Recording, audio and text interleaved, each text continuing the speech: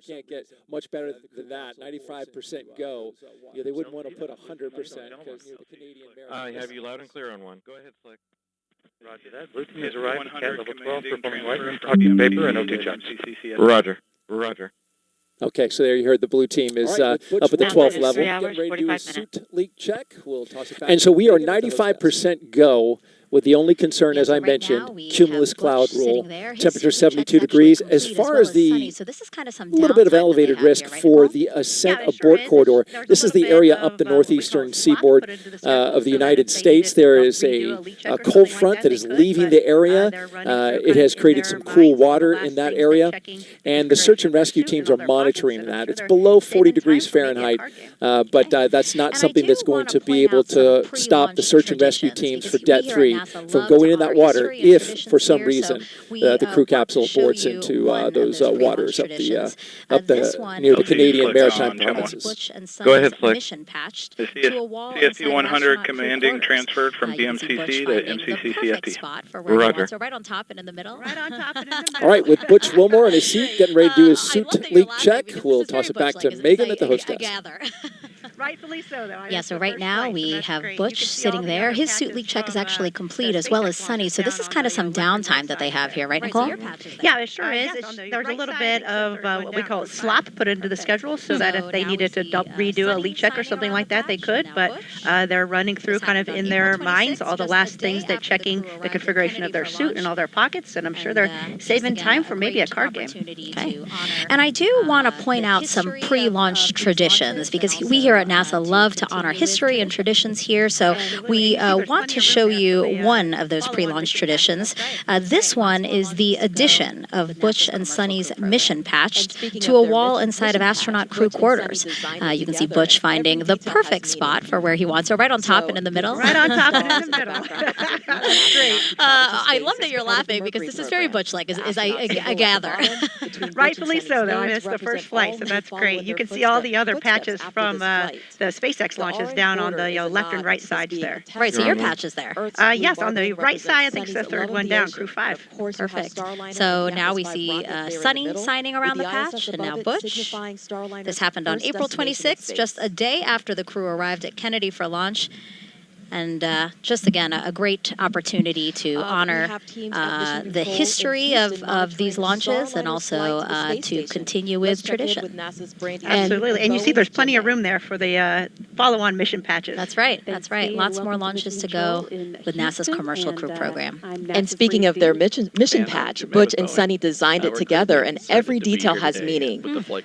So the seven stars in the background represent each astronaut who traveled to space as part of the Mercury program. The astronaut symbol at the bottom, between Butch and Sunny's names, represent all who will follow in their footsteps after this flight. The orange border is a nod to this being a test flight. Earth's blue marbling represents Sunny's love of the ocean. And of course, you have Starliner and the Atlas V rocket there in the middle, with the ISS above it signifying Starliner's first destination in space. He'll be speaking to Butch Wilmore and Sunny Williams on the team's behalf. And he has a special interest in this flight since Kuchar plans to we have teams at Mission Control in Houston monitoring Starliner's flight to the space station. Let's check in with NASA's Brandy Dean and Boeing's Jim May. This afternoon, working closely with the teams in Florida. Thanks, Dee, and welcome to Mission Control in Houston. And I'm NASA's Brandy Dean. And I'm Jim May with Boeing. We're incredibly excited to be here today with the flight control team. That will be seeing Starliner safely through its first ascent with crew members on board. The team's been training really hard for this, working through literally hundreds of simulations, and they're ready to get Starliner into space. Yeah, the team today is led by Flight Director Mike Lammers, with Flight Director Rick Hempling working alongside to assist him with keeping an eye on weather. And on Lammers' other side, we have Canadian Space Agency astronaut Joshua Kutrick acting as today's Capcom. He'll be speaking to Butch Wilmore and Sunny Williams on the team's behalf, and he has a special interest in this flight since Kutrick plans to be on board Starliner the next time it launches. as mission specialist on Starliner 1 crew. This team's been on console since about 3:30 this afternoon, working closely with the teams in Florida.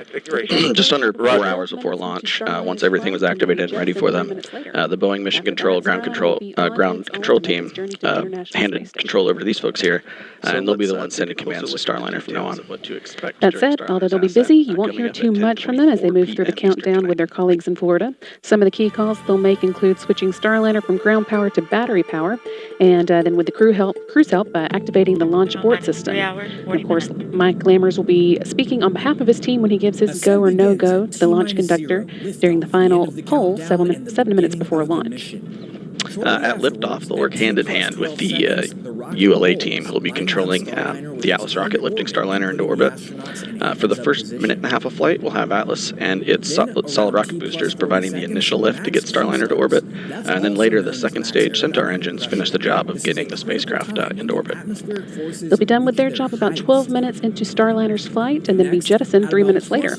After that, Starliner will be on its own to make its journey to the International Space Station.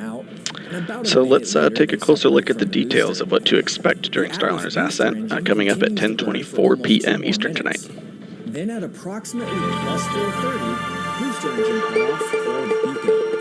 About 5 seconds later, the booster separates and so does the ascent cover on top of Starliner. At around ascent begins at T-0, liftoff, the end of the countdown and the beginning of the mission. Shortly afterwards, at T plus 12 seconds, the rocket rolls, lining up Starliner with its target orbit and putting the astronauts in a heads-up position. Then, around T plus 40 seconds, max Q starts. That's also known as max aerodynamic pressure. This is a critical time when the atmospheric forces reach their highest. Next, at about plus 1 minute 35 seconds, the two solid rocket boosters run out of fuel and burn out, and about a minute later they separate from the booster. The Atlas booster engine continues to burn for almost 2 more minutes. Then at approximately plus 4:30, booster engine cutoff, or BECO. About 5 seconds later, the booster separates and so does the ascent cover on top of Starliner. At around 4 minutes 45 seconds, the Centaur upper stage ignites, continuing the push to orbital speeds. Then a little after 5 minutes, Starliner is free of the atmosphere and doesn't need additional aerodynamic support, and the aeroskirt is jettisoned.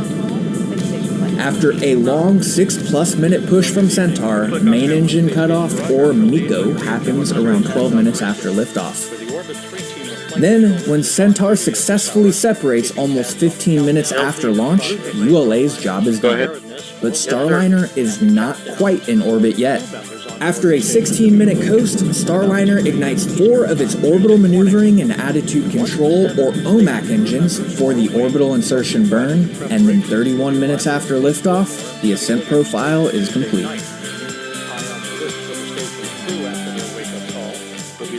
Of equipment currently housed in the passageway. That was a look at the first 30 minutes of Starliner's mission, but of course that's just the beginning. If we launch on time tonight, Starliner is set to dock to the International Space Station at 12:46 a.m. Eastern on Wednesday. So next we're going to check in with NASA's Rob Navius, who is waiting on launch just down the hall with the Space Station Flight Control Team. Rob?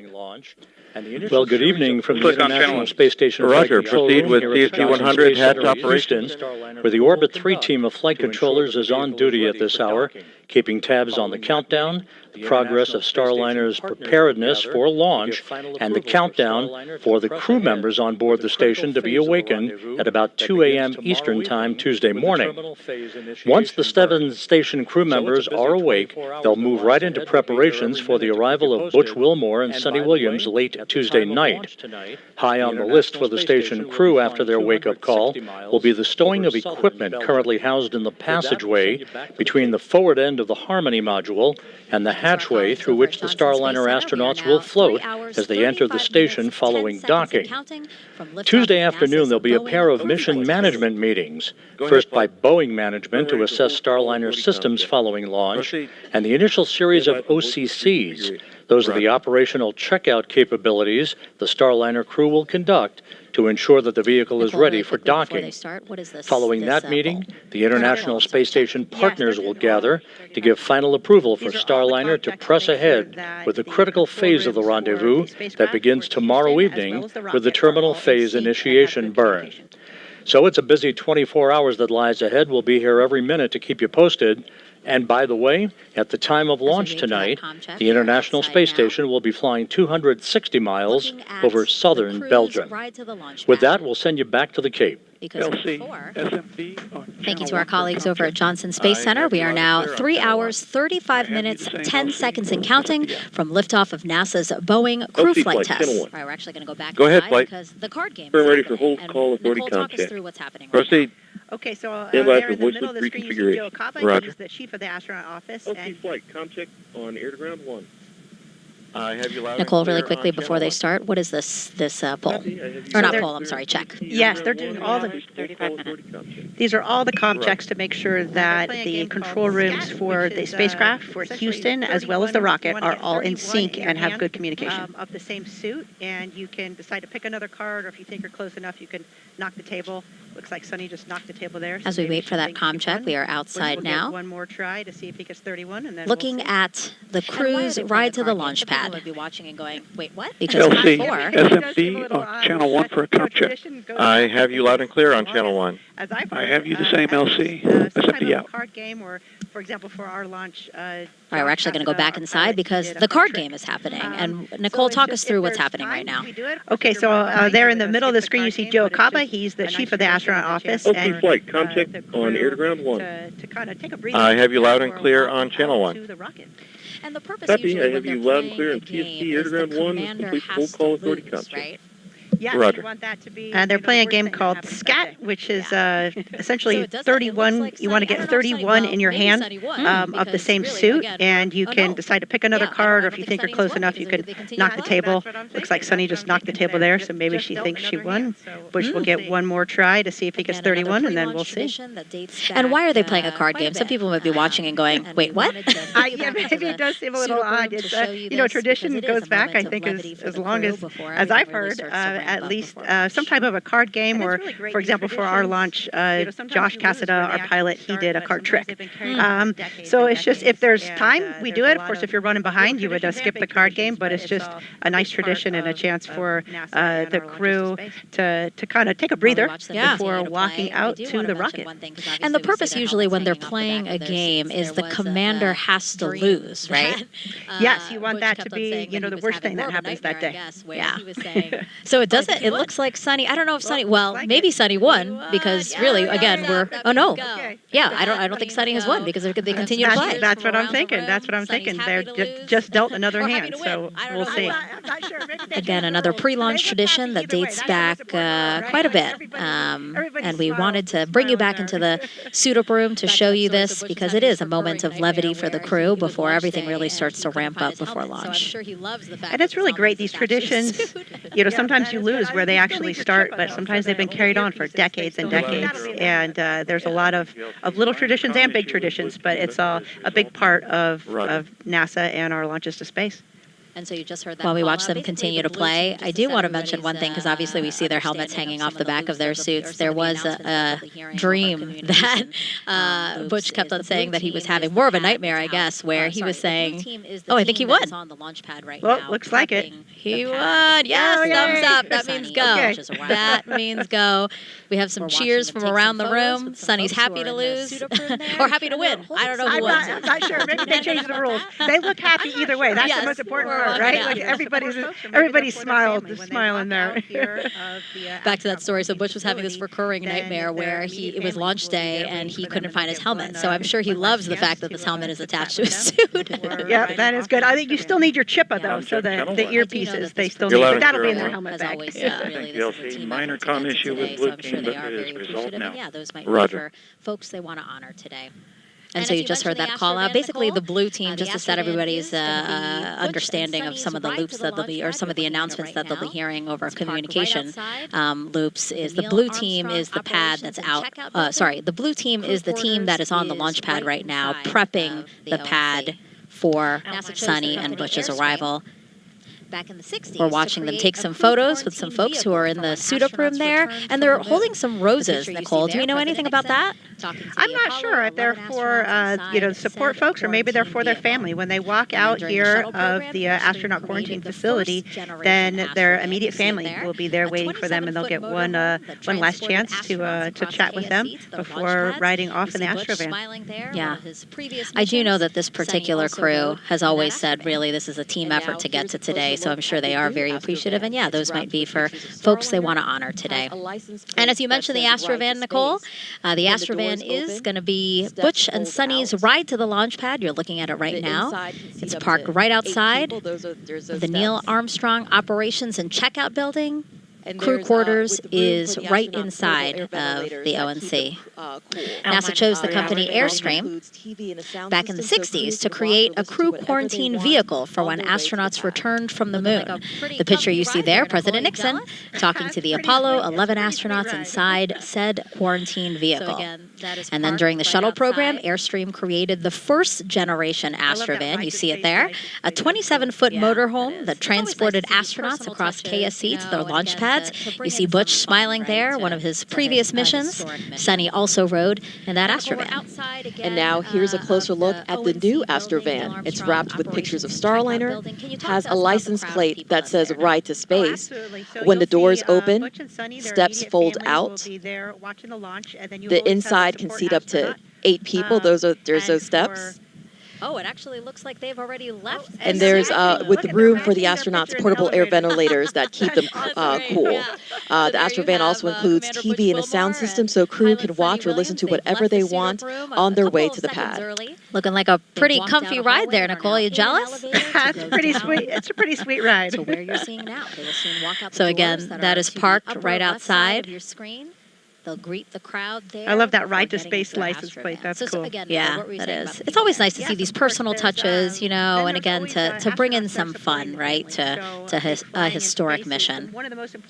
Now, Nicole, we're outside again of the ONC building, Neil Armstrong Operations and Checkout Building. Can you talk to us about the crowd of people that's there now? Oh, absolutely. So you'll see Butch and Sunny, their immediate family, will be there watching the launch, and then you always have a support astronaut. And for wow. Oh, it actually looks like they've already left and the they're matching. Look at they're matching their picture in the elevator. That's awesome. That's great. Yeah. So there you have Commander Butch Wilmore and pilot Sunny Williams. They've left the suit-up room a couple of seconds early. They've walked out a hallway and are now in an elevator to go down to where you're seeing now. They will soon walk out the doors that are to the upper left side of your screen. They'll greet the crowd there before getting into their Astrovan. So again, Nicole, what were you saying about the people there? Yes, of course. There's then there's always astronauts that are supporting the family. So I think flying in space is one of the most important things we do. And the next thing after that is supporting our friends that are flying to space and supporting their family. So you'll see Steve Bowen, who is supporting Butch's family, and they were classmates of the astronaut class of 2000. And then Doug Wheelock is supporting Sunny's family, and they are classmates in the class of 1998. Wow. Yeah, it's so nice to see the familiar faces, you know, just to, again, get one more moment with your loved ones before a really important historic mission ahead of you. Quarantine facility, but when you walk out, Butch and Sunny have been training on Starliner for years, and Starliner training takes place at Johnson Space Center, where they can simulate just about anything they may experience in space, even zero gravity. They performed a lot of their training inside a real-size mock-up of the Starliner at JSC, which just happens to be right across the room from a real-size mock-up of the International Space Station. And just down the road, they spent hundreds of hours inside of Starliner's simulators, running through various possible scenarios they could face during this flight test.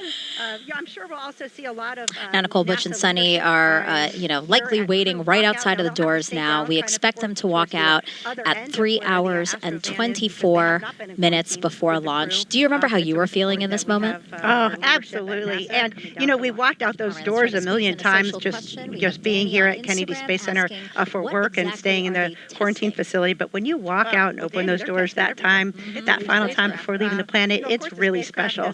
I remember feeling excited to see my friends and my family, but also feeling a really strong sense of calm because you know you're prepared and you are ready to go. Systems and our ecosystems, which is is your cooling. So we'll be and watching the environmental clock to system. see Of course, if and then they're the piloting too of the excited spacecraft. to wait for the It is a fully automated spacecraft. Who would come running out first? Would it be Butch or Sunny? What do you think? You know the answer. Okay, maybe they're It's gonna be together, fun. kind of right together. Yeah, I'm sure we'll also see a lot of NASA leadership here at Crew Walkout. Now they'll have to stay down kind of towards the other end of where the Astrovan is because they have not been in quarantine with the crew. But it's always important that we have our leadership at NASA coming down for lunch. All right, let's try to squeeze in a social question. We have Danny on Instagram asking, what exactly are they testing? Very same suit of room. Well, Danny, they're testing everything. It's a new spacecraft. Of course, the spacecraft has launched uncrewed before on the Atlas V rocket, so we have great confidence in that system. But the crew on board, the integrated system with all the life support systems and our ecosystems, which is your cooling and your environmental system. Of course, and then the piloting of the spacecraft. It is a fully automated spacecraft, but it has a lot of manual capability. So Butch and Sunny will be flying manual test points, and it also has a fully backup capability as well. So they'll be testing all of those components of the spacecraft during this mission. And to set the stage for, again, the moment of Butch and Sunny walking out these doors. Again, the ONC building here at Kennedy Space Center. Inside was crew quarters, that same suit-up room that we have been watching them suit up in. NASA has used that very same suit-up room since Apollo 7 in 1968. That was the first manned mission of the Apollo program, so a lot of history there. And then those astronauts, as we said, for the missions subsequent to Apollo 7 have been walking out the doors, as you see now. Here they come, our CFT crew, taking their first steps outside for their historic flight test to the International Space Station. Commander Butch Wilmore and pilot Sunny Williams. LC Slick on Channel 1. Go ahead, Slick. Hatch open, ops complete. Confined space checks are nominal. Roger. You can hear Butch there saying thank you for everyone for being there. He said, let's fly. Sections, right? There's the first section. They're now walking over to their respective areas, right? Again, we have family and friends here to see Butch and Sunny. Of course, covering this historic launch. And this is a special moment. I mean, it looks like it's crowded there, but it's really a private moment. Everybody looks really happy, smiling, excited. Give some final words. They'll have a couple of minutes here to chat with their family and friends, Nicole, before we expect them to get into the Astrovan and drive off at 3 hours and 20 minutes from launch, so about 3 minutes from now. Of their mission. So, and you can see they gave the looks like they gave the roses to their family and excited and happy. That's a nice touch. To embark on this journey. Absolutely. And then you can see other people that are watching or observing are kind of staying back behind that line there just because of the quarantine that the astronauts have been in for the past 2 weeks. Yeah, there's sections, right? There's the first section of people who have been in quarantine. Second section might be extended family who couldn't do the quarantine. And then we have the media, of course, covering this historic launch. And this is a special moment. I mean, it looks like it's crowded there, but it's really a private moment that you're kind of have with your family to exchange some words and give some final words of encouragement for those that are staying back on the planet and for the person that's leaving the planet as well. Yeah, both Butch and Sunny have said, you know, they have included their family every step of the way of their mission. So really, they feel like their family is ready and excited and happy for them to embark on this journey. Absolutely, and your family is such a big part of this. Your immediate family, of course, your extended family, then your NASA family and your Boeing family. It's really everybody working together and supporting each other is the only way we can make these incredible things happen. Yeah. Less than 2 minutes from them to drive off to their launch pads. I do want to point out who's going to be getting in the Astrovan with them. So we will have a driver. His name's actually Rodney Perry, and he said, I could not pass the opportunity up to drive astronauts to a launch pad. I don't blame him. Yeah, that's pretty cool. And then we have a backup driver who's going to ride passenger, monitor, again, those communications that we're hearing over the loops, the nets, just to keep tied in with the operation. You can see they have he said that Butch and Sunny are just down-to-earth fun people, excited to, again, play a small part in their mission. And then also Fink, NASA astronaut, is going to ride with them. Can you talk to us about that, Nicole? Yeah, so again, in that astronaut support role, Mike will be with them all the way up until they get on the elevator to go up into the launch pad, and he's there to just answer any questions they have, help them out in any way. It's nice having kind of just a person, a colleague that's there should you need anything. And then, of course, Spanky's taking notes on everything because, as mentioned before, we're always learning and improving our processes. And so he will take any lessons learned back for his launch. The stairs are going up. And we're watching now as Butch and Sunny give air kisses, air hugs. Getting into the passenger seat. You can see they have a visor, a film kind of protective layer there on top of their visor. That's Velcro to the back there, and that's just so the visor doesn't get scratched as they're moving around to the launch pad, and then they'll remove that protective visor when they get into the spacecraft. That makes sense. Thumbs up to everybody. They're like, let's get out of here, guys. I'm sure everybody getting situated in there.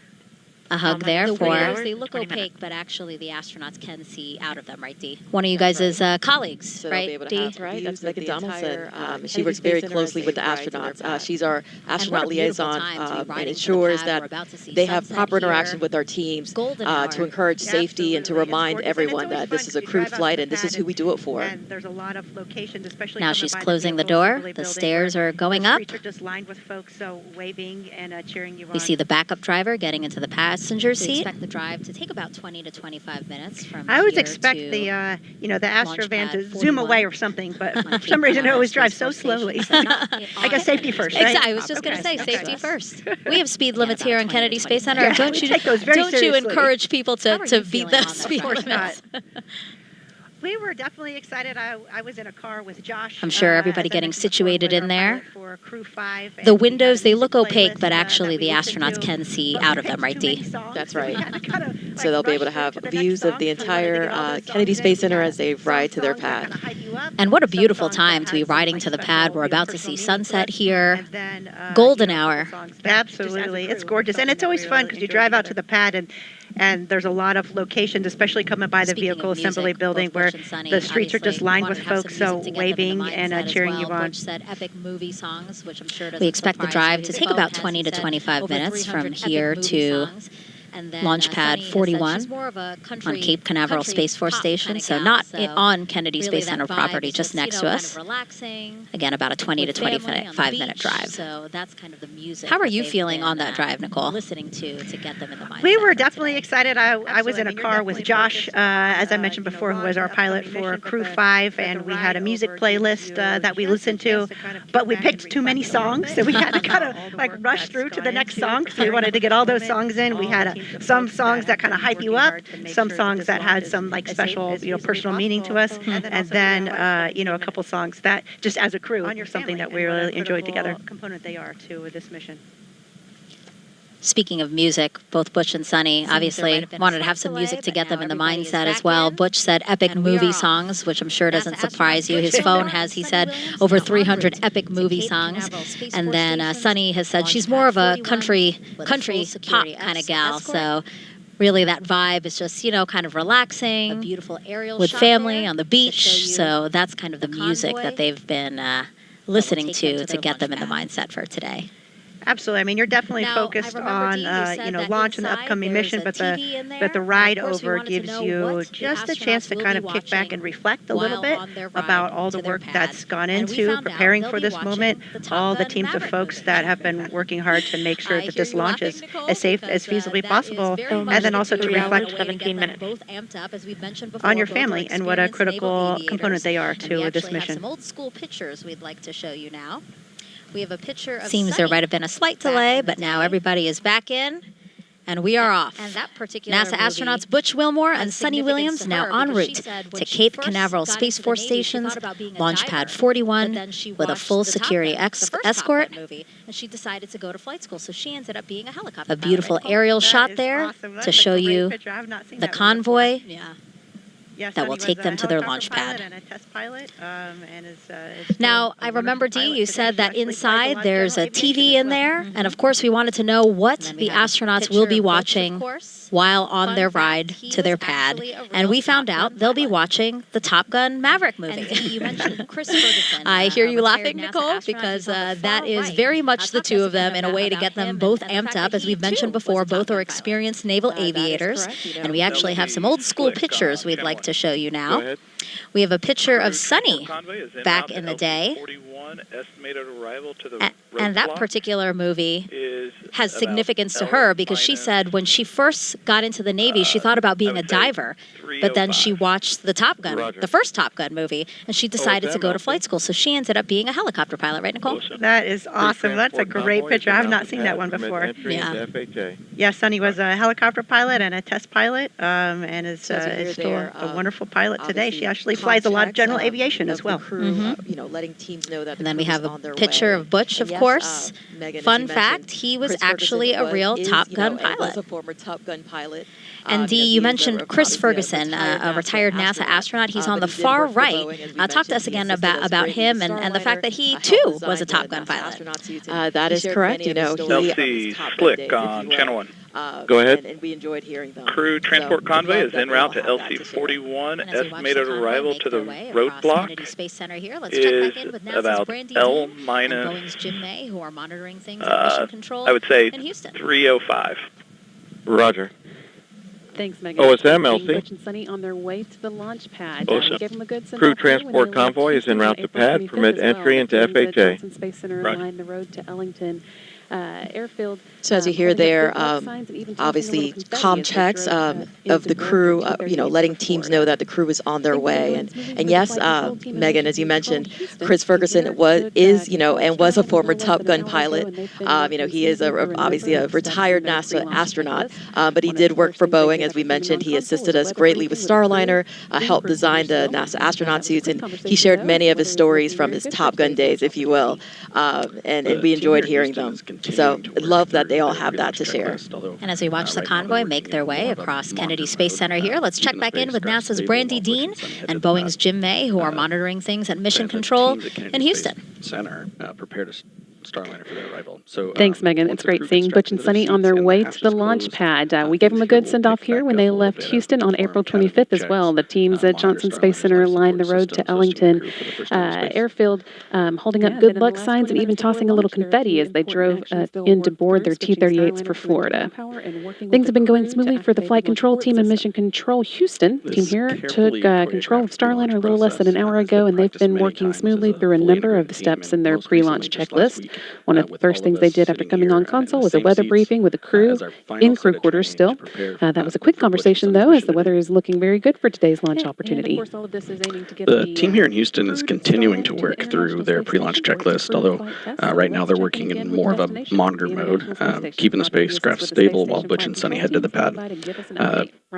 And the teams at Kennedy Space Center prepared a Starliner for their arrival. So once the crew gets strapped into their seats and the hatch is closed, things here will pick back up a little bit as we perform cabin leak checks, monitor Starliner's life support systems, hosting the crew for the first time to space.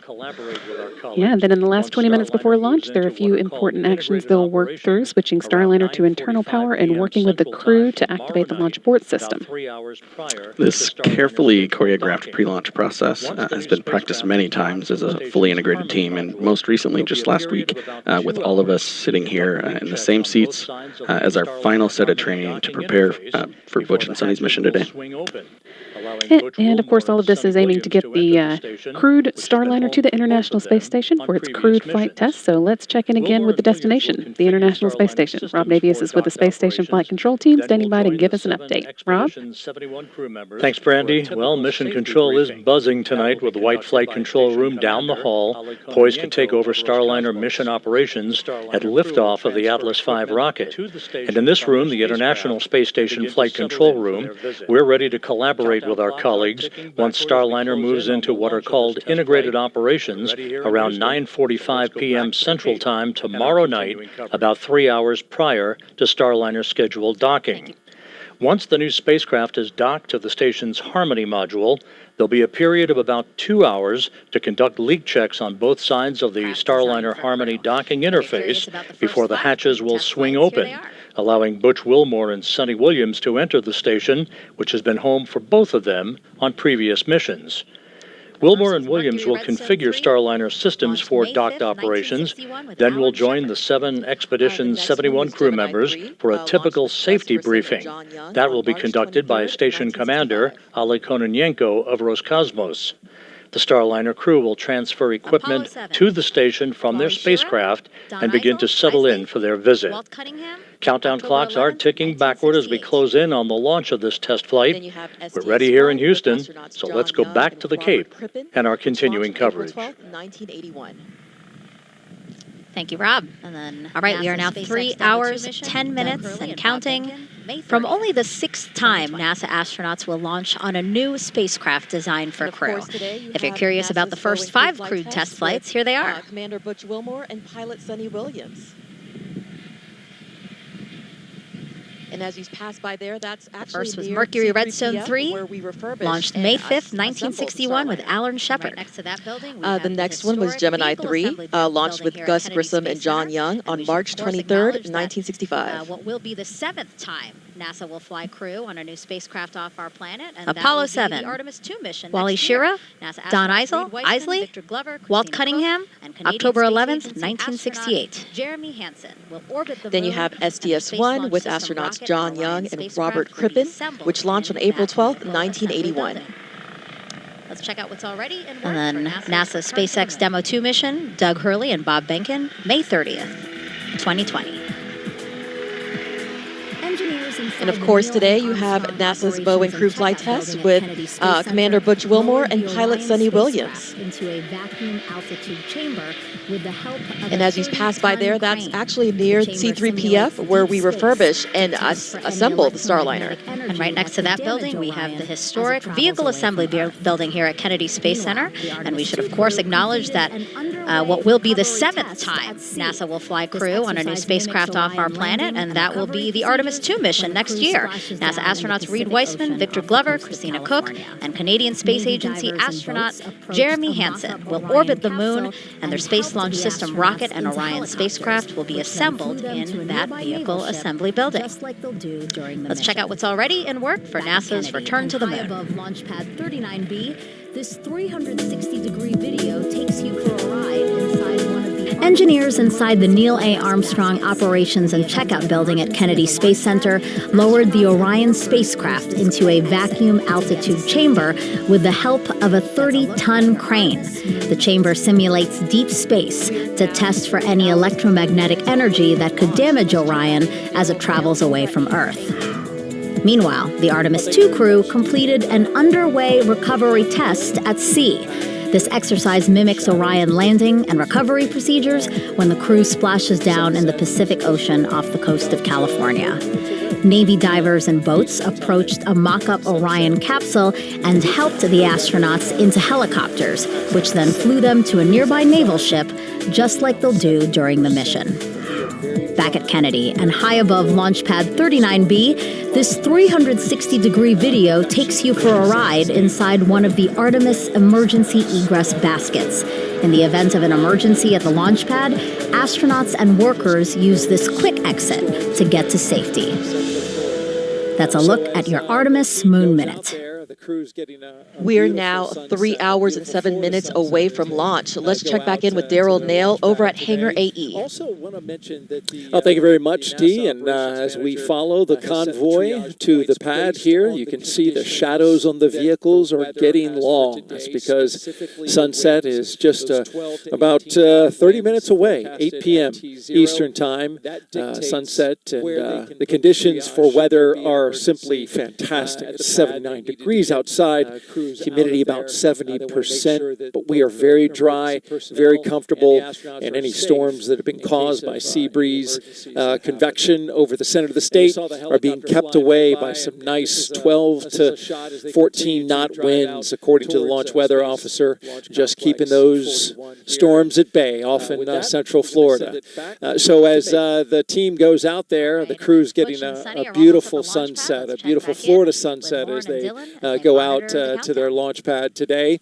Also want to mention that the NASA operations manager has set the triage points based on the conditions that the weather has for today, specifically the winds, those 12 to 18 knot winds forecasted at T0. That dictates where they can put the triage should there be an emergency at the pad. They needed to get crews out of there. They want to make sure that both the emergency personnel and the astronauts are safe in case of any emergencies that happen. You saw the helicopter flying right by, and this is a shot as they continue to drive out towards Space Launch Complex 41 here. And with that, we're going to send it back to Megan. All right, and as Butch and Sunny are almost at the launch pad, let's check back in with Lauren and Dylan as they monitor the countdown. And then on the back of that shot. Hey, Megan, as the crew has been making their way across Kennedy Space Center and over to the Cape Canaveral Air Force Station side, Space Force Station, I should say, the pad team's been inside working to prepare the inside of Starliner for the crew to arrive. We've been talking a little bit about the pad team. We've told you we also referred to them as the blue team. So if you hear us say blue team, that's who we're talking about. It's made up of 5 people from Boeing and 3 people from ULA. As the pad team is working up in the top of the crew access tower, one of the pad team members is also going to be making their way down to escort the crew up once they get there to the pad. You can see there on the left of your screen, that is what we call the white room. So we have 2 pad team members working away in the white room, and then on the back of that shot is, of course, the hatch that goes into Starliner. So that's where we will see Butch and Sunny making their way into here shortly. We're also about to see a pretty exciting moment. As soon as they arrive to the pad, they are going to be able to get a last second look at their rocket. They will first pull over to the side of the rocket and be able to look up at it and see it in all of its glory before they take off this evening. And they've done this 3 times before. This will be their 3rd time. They've, of course, gone to space in the shuttle and as well as the Soyuz. So they know how to go through these motions, but it's a little bit different and a little bit special each time. We have heard Sunny and Butch talk a lot about this spacecraft and how much they love it for its agility. Butch, if you've heard him in some of the recent press conferences, has even joked a little bit about how he feels so lucky to be in this spacecraft and how nimble it is, because he says he could really do barrel rolls around the ISS. LCO, go ahead. Of course, Starliner. Once we are yes, sir, for step 150, 26 personnel 26 entering FHA at this time. With the ride to space on the Atlas, which has a 100% mission rate. Of course. They like to talk about that. He would not be doing barrel rolls around the ISS, but he just likes to use that as an example of just how nimble this spacecraft is. Sunny also tells us that it is a test pilot's dream to be on this flight. She says she feels like she won the golden ticket. So it's pretty special for our teams to hear things like that. They have both been thoroughly involved with the development of Starliner, making changes along the way. They say that their fingerprints are really all over every procedure, every part of Starliner, even their spacesuits. They have been that involved in the makeup of everything. Of course, it is their goal to put Starliner through the ringer during this test flight and to prepare it for their friends who will take future rides on Starliner once we are certified and there are future missions on Starliner 1. So Dylan, the crews feel very confident with the ride to space on the Atlas, which has a 100% mission rate. They like to talk about that. Well, Lauren, the Atlas V Starliner configuration was designed with a commitment to safety. One of the most reliable rockets in the world, Atlas V, is today carrying an extra layer of safety for its specialized duty of launching astronauts. We call that the Emergency Detection System, or EDS for short, and it was developed by ULA engineers to enhance the protection of astronauts riding on top Atlas Slick V on Channel 1. and provide Go ahead. continued situational awareness. Ready for pad support personnel So for to now, perform the rocket remains OSE ready. radio We're comm just waiting checks on and the proceed opening to of ground today's level. launch window and Roger. our astronauts. All the activity out at the pad is, and Lauren, as I was saying, that EDS system autonomously monitors the health of all of the launch vehicle systems during flight. If the EDS system detects an impending anomaly, it can trigger an abort faster than any human could possibly do, but the astronauts also have the capability to trigger a manual abort from inside the capsule. Along with that EDS system, we also have a dedicated ascent flight control team on console at our headquarters in Denver. During this, This is any Slick. They're human exiting the white room to grab the radio now. Okay, Roger, copy that. Crew is clear to proceed to level during 12. any human spaceflight mission. This team is monitoring the health and performance of the rocket during ascent to space.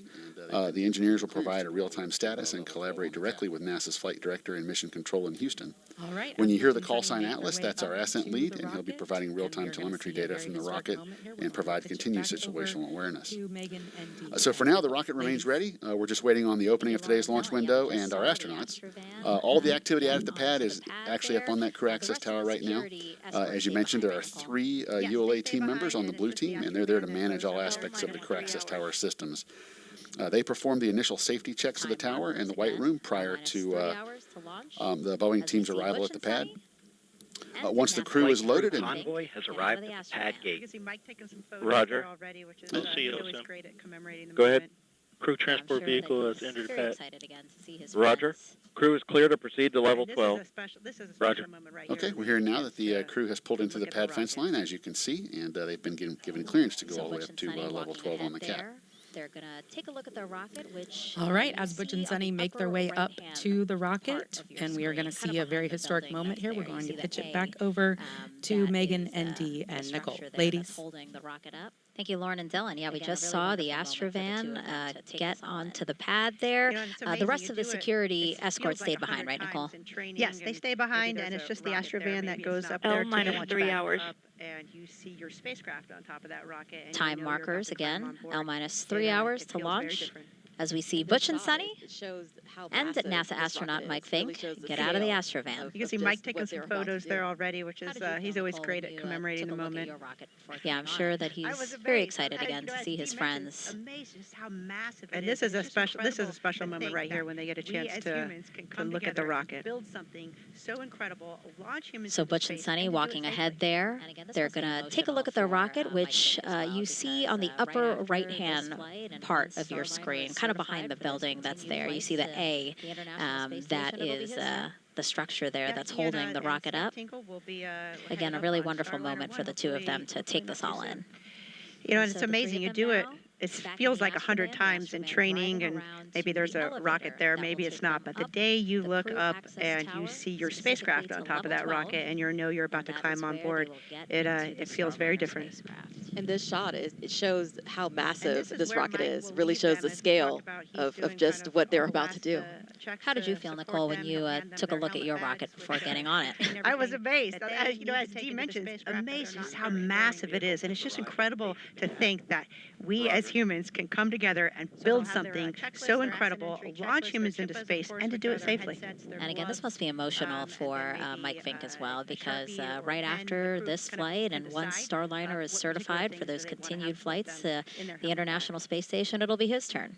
And so probably he and Scott Tinkle will be headed up on Starliner 1, hopefully not too soon. And so the three of them now back in the Astrovan driving around to the elevator that will take them up the crew access tower, specifically to level 12, and that is where they will get into the Starliner spacecraft.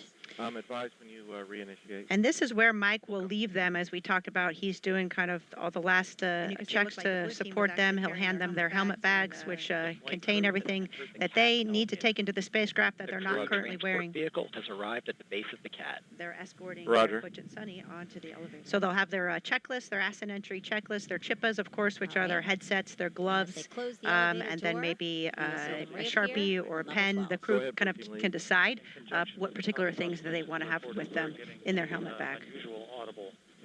And so probably that handoff is happening off camera now. Again, Roger. think Locks handing off helmet bags. LC locks 2. Yeah, Roger. Is there Go any... ahead.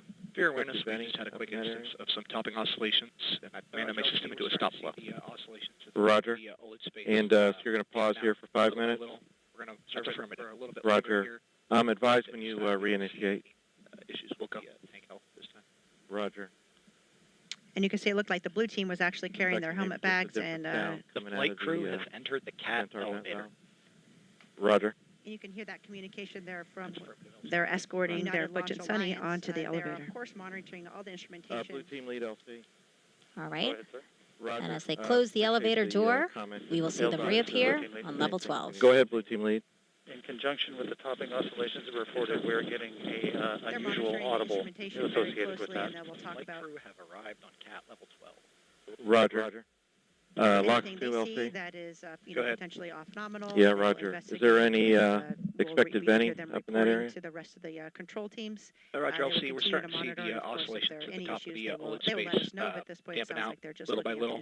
We're going to observe it for a little bit longer here. Yeah, I believe they but said at this something time we about a don't see stop any flow for maybe issues 5 with the minutes, tank and health they'll this time. monitor that. Roger. And hopefully be resuming. Suspecting after maybe those just a 5 different minutes. sound coming out of the And what we're Centaur seeing vent now valve. is again. And you can hear that Pilot Sunny communication there Williams, from now on level 12. Roger. United Launch Alliance. They're, of course, monitoring all the instrumentation. blue team lead LC. So what's happening now Go ahead, is sir. Butch is going to the Roger. bathroom. Appreciate Very the important. comment. Just It's advised his final if opportunity anything to go to the significant bathroom changes. before launch, right, Nicole? Yeah, believe it or not, that is Yes, at sir. a very important moment. You want They're monitoring the instrumentation very closely, and then we'll talk about crew have arrived on chance CAT there, like level Sunny 12. is to look out the top of Roger. of the launch anything they see that is potentially off nominal, and they will investigate, and we could hear them reporting to the rest of the control teams. They will continue to monitor, and of course, if there are any issues, they will let us know. But at this point, it sounds like they're just looking at the some instrumentation. Yeah, I believe they said something about a stop flow for maybe 5 minutes, and they'll monitor that and hopefully be resuming after those 5 And you can minutes. see off to the left there, that And is what we're the crew seeing access now arm that's is headed again out to the White Room. So once they're Pilot Sunny complete with Williams their now restroom on breaks, level then 12. They will head down LC to the crew ascent. access arm. Go ahead. Yes, sir. So what's happening now is Butch is going to the bathroom. Very important. It's his final opportunity to go to the bathroom before launch, right, Nicole? Yeah, and believe it or not, that is at a very important moment. You want to take that time there. And it also gives, your other crew member a chance there, like Sunny is, to look out the top of the launch tower, which is just an incredible view. You can see the wind is really ripping, as you can see Sunny's hair getting blown around, but it's a great view looking down. I'm sure that sunset over the Cape is pretty special at this point. But before they do that, yeah, it's wonderful that this isn't a night launch, because obviously at night this place is pitch dark. So it's nice to have a view from up there for them. And you can see off to the left there, that is the crew access arm that's headed out to the White Room. So once they're complete with their restroom breaks, then they will head down to the crew access arm. All the Boeing folks there Go ahead. in the White Room. And Yes, sir. Crew transport vehicle is clearing the pad. For many, many years. Roger. And they are going to do all the final checks. And here they go. Get them in the Butch and spacecraft. Sunny Really, walking across Sunny the Butch crew put access their arm lives to and Starliner, making sure their they're ready ride to go in their hands. space. So you can see them gathering there for some final. So And now- OSM proceed to prior southpaw back. Getting in the spacecraft. Roger. I love seeing this moment again. Another opportunity for them. So to now they're in the get White Room together, being greeted by possibly some of the a pad prayer. team members. That's going to help them ingress into the Starliner capsule. But before they do that, you can see Butch has a Sharpie in his hand, and he is actually signing a mission patch that they have put in the White Room. We have regained our topic state.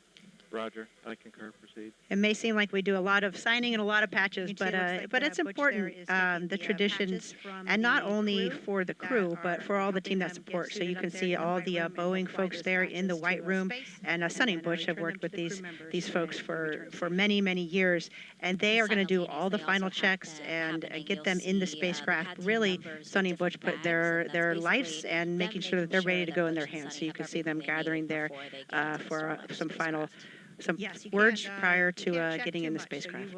I love seeing this moment again. Another opportunity for them to get together, possibly a prayer. We know that Butch is a man of faith. Discussing the room here. We're almost at the end of our 5-minute timer for restarting flow with the oscillations. Recommendation from IFS is to resume flow and then immediately initiate a rechill process once we have regained our top state. Roger, I concur. Proceed. Yes, and there's a lot. You can see that you can see it looks like the Butch there is taking the patches from the crew that are helping them get suited up there in the white room, and he'll fly those patches to space and then return them to the crew members when he returns safely. And simultaneously also happening, you'll see the pad team members with different bags, and that's basically them making sure that Butch and Sunny have everything they need before they get into the Starliner spacecraft. Yes, you can't check too much, so you will double and triple check, and you'll have your buddy check you out as well. You want to make sure that you have everything situated just perfectly. You can see Butch there, he's hooking up the comm cord from his chippa to his spacesuit. Gear situated here. And what we'll see is Butch going through the ingress process first, and then Sunny will observe from the outside here, and then it'll be her turn to go inside. Yes, and there's a lot. You can see that the Boeing little sticky mat, and so if there's any debris, folks have suits on, have hairnets on, have gloves on, have masks on. The white room is a clean room. It's environmentally controlled. We want to make sure that the environment inside the spacecraft has the proper humidity, that there's no contamination, and we are, it's very important that there's no dust, hairs, rocks, anything, any type of FOD that could get into the spacecraft or into the hatch. So it's important that we keep this room clean and pristine. Why do they need those things? Well, really, that remember we saw how during that right. So after Butch lowered his helmet and then zipped his helmet all they the way help around. him get his gear situated here, as you said. Some FOD checks, foreign object debris, things that shouldn't be on them, going to space with them, so make sure they take them off. So you see that white pad on the floor there, Nicole, that's like a tacky mat is what they call it. Yeah, the little sticky mat, and so if there's any debris on your shoes or your boots as you go in, that will get removed and stay on the sticky mat. You can see that they're helping Butch put on his wrist. He's got a wrist mirror as well as a wrist light that they help to put on. He also has a watch, and he has a cover that's on his watch. You can see that wrist mirror there on his right forearm. Roger. And what do they need a light and a mirror on their forehead? Why do they need those things? Well, really, that remember we saw how during that leak check how Butch lowered his helmet and then zipped his helmet all the way around. So you can't by yourself see where confirm that helmet is fully zipped unless you have a mirror or your buddy can look at it and see it for you. So it's really for safety of flight, and if you needed to, of course, when you're strapped in, you may have limited visibility. Of course, if you're pressurized or something, that's even exacerbated. So that mirror allows you to gain more views of the spacecraft and to check that your helmet is properly zipped prior to pressurizing. And now we are inside the Starliner spacecraft, and as Butch gets settled into his seat, let's toss it over to Lauren and Dylan inside with the launch team to walk us through what else will happen before Sunny gets in. Strap him up. Go ahead. You can see this time flow's been reinitiated and a rechill has been initiated. Roger.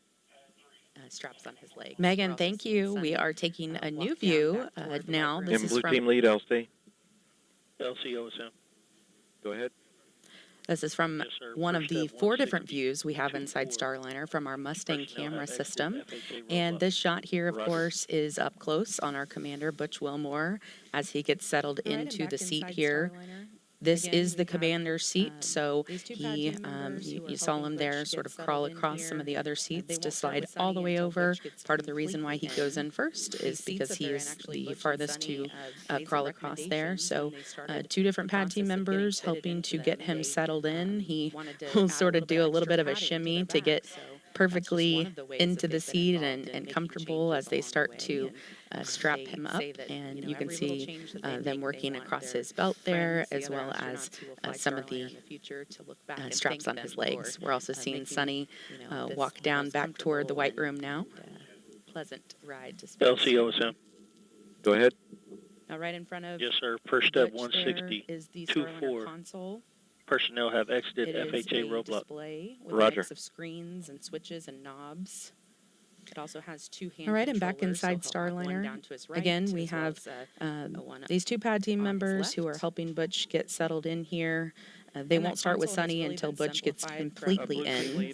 These seats that they're in, actually, Butch and Sunny made some recommendations when they started the process of getting fitted into them. They wanted to add a little bit of extra padding to their back, so that's just one of the ways that they've been involved in making changes along the way. And they say that, you know, every little change that they make, they want their friends, the other astronauts who will fly Starliner in the future, to look back and thank them for making, you know, this the most comfortable and pleasant ride to space for them.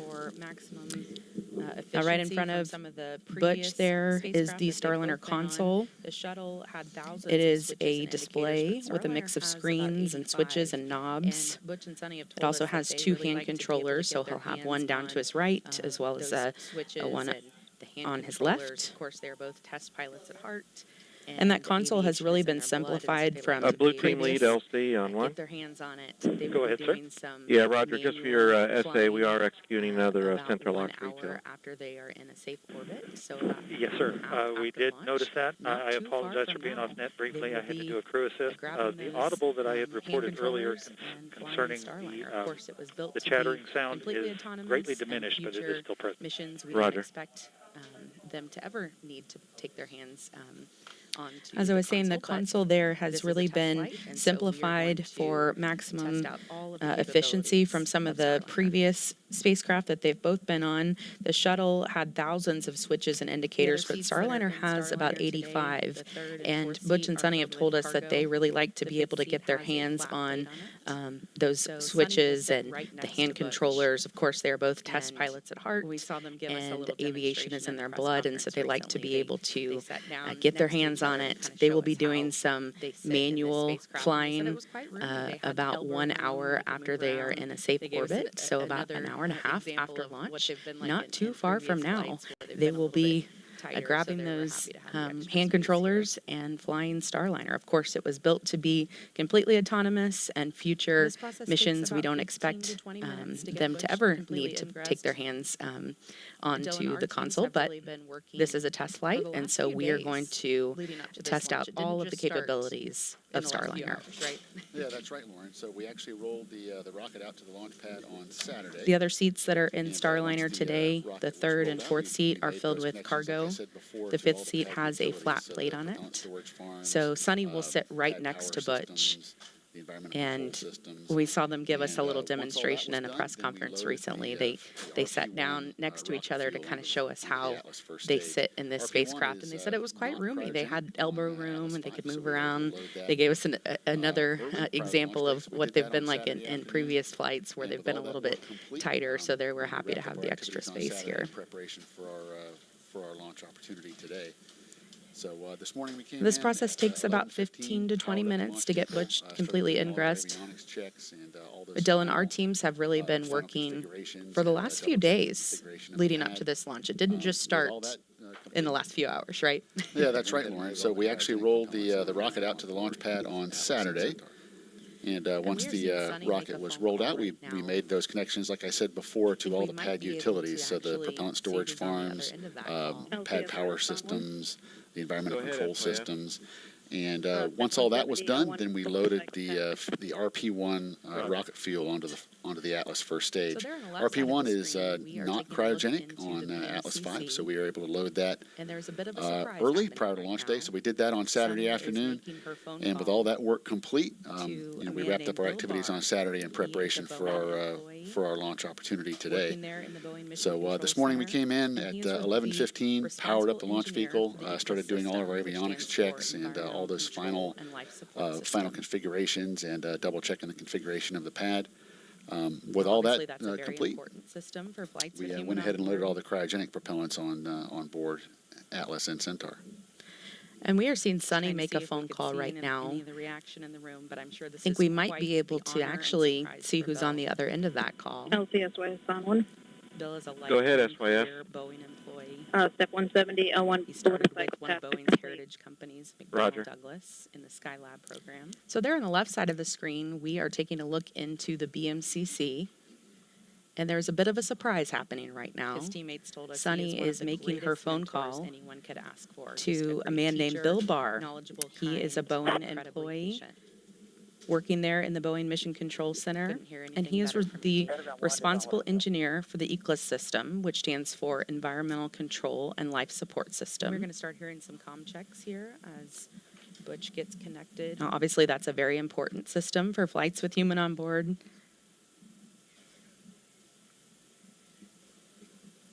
Just trying to see if we could see any of the reaction in the room, but I'm sure this is quite the honor and surprise for Bill. And LOX 2, LC. Go ahead, Elsie. Roger, Bill is a status. lifetime career Boeing employee. At this point, we're back into stable. He started with one of Boeing's heritage companies, McDonnell Douglas, in the Skylab program. But things are looking more favorable. We'll inform you if we start seeing oscillations. Roger. His teammates told us he is one of the greatest mentors anyone could ask for. Just a great teacher, knowledgeable, kind, and incredibly patient.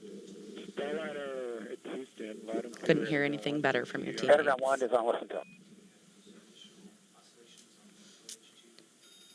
All right. And we're going to start hearing some comm checks here as Butch gets connected. Those comms are connected through the umbilical on his torso. We mentioned that. We're ready to power C10 Bravo. Starliner, Houston, Arizona 1. We copy, ready for Bravo on the Equal. And LOX 2, LC. Go ahead, Elsie. Roger, do you have a status update? At this point, we're back into stable topping replenish. Still monitoring our Delta P measurements in the tank. All right, so you just heard that call things are there. looking They more are turning favorable. the We'll inform you if we suit start fan seeing on. oscillations again. Roger. And it looks like they're actually a little bit ahead of schedule. Houston, here.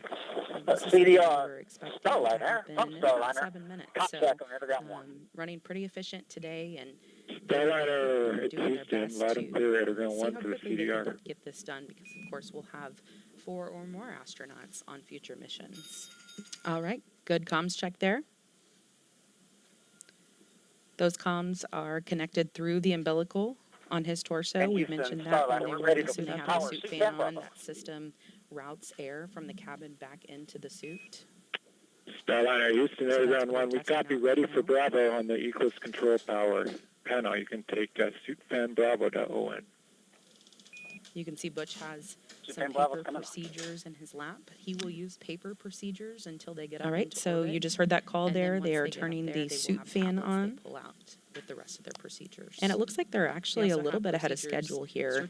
This is something we were expecting to happen in about 7 minutes. So running pretty efficient today, and they will be, doing their best to see how quickly they can get this done. Because of course we'll have 4 or more astronauts on future missions. That has a laminated flap on it, and they can put procedures in there so they can just look down at their arm.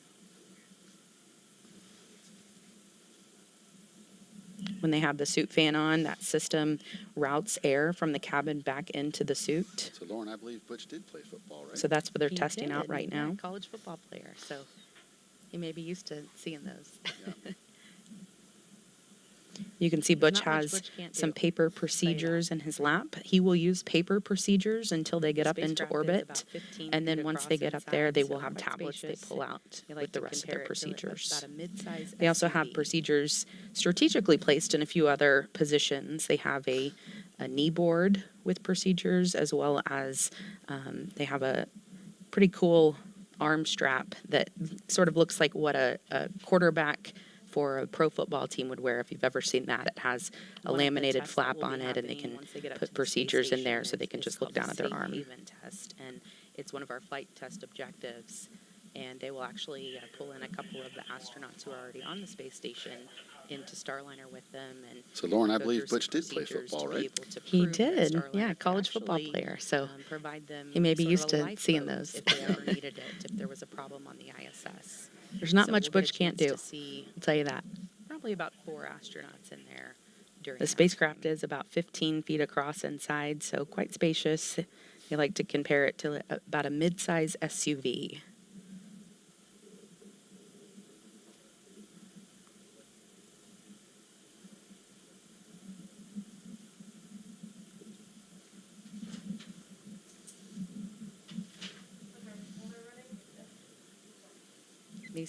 One of the tests that will be happening once they get up to the space station is called the Safe Haven test, and it's one of our flight test objectives. And they will actually pull in a couple of the astronauts who are already on the space station into Starliner with them and go through some procedures to be able to prove that Starliner could actually provide them sort of a lifeboat if they ever needed it, if there was a problem on the ISS. So we'll get a chance to see probably about 4 astronauts in there during that time. Houston Starliner, we are ready to perform synchronous leak check.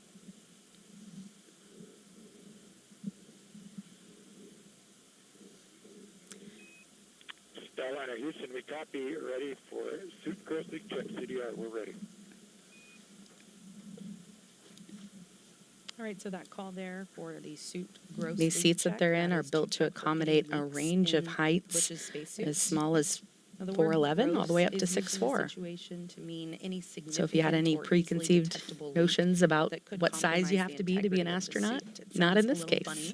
But it is a word that we're very used to. Be able to fit all sizes. Sunny talks a lot about that too in the suit fits that they've done, that they've been able to, the suit checks that they've done, they've been able to make sure that they can accommodate all sizes. Houston Starliner, we are ready to perform synchronous leak check.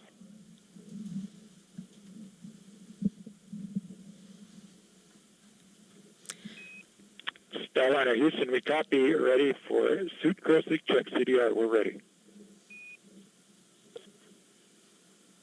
All right, so that call there for the suit gross leak check, that is to check for any leaks in Butch's spacesuit. The word gross is used in the situation to mean any significant or easily detectable leak that could compromise the integrity of the suit. It sounds a little funny, but it is a word that we're very used to in space flight.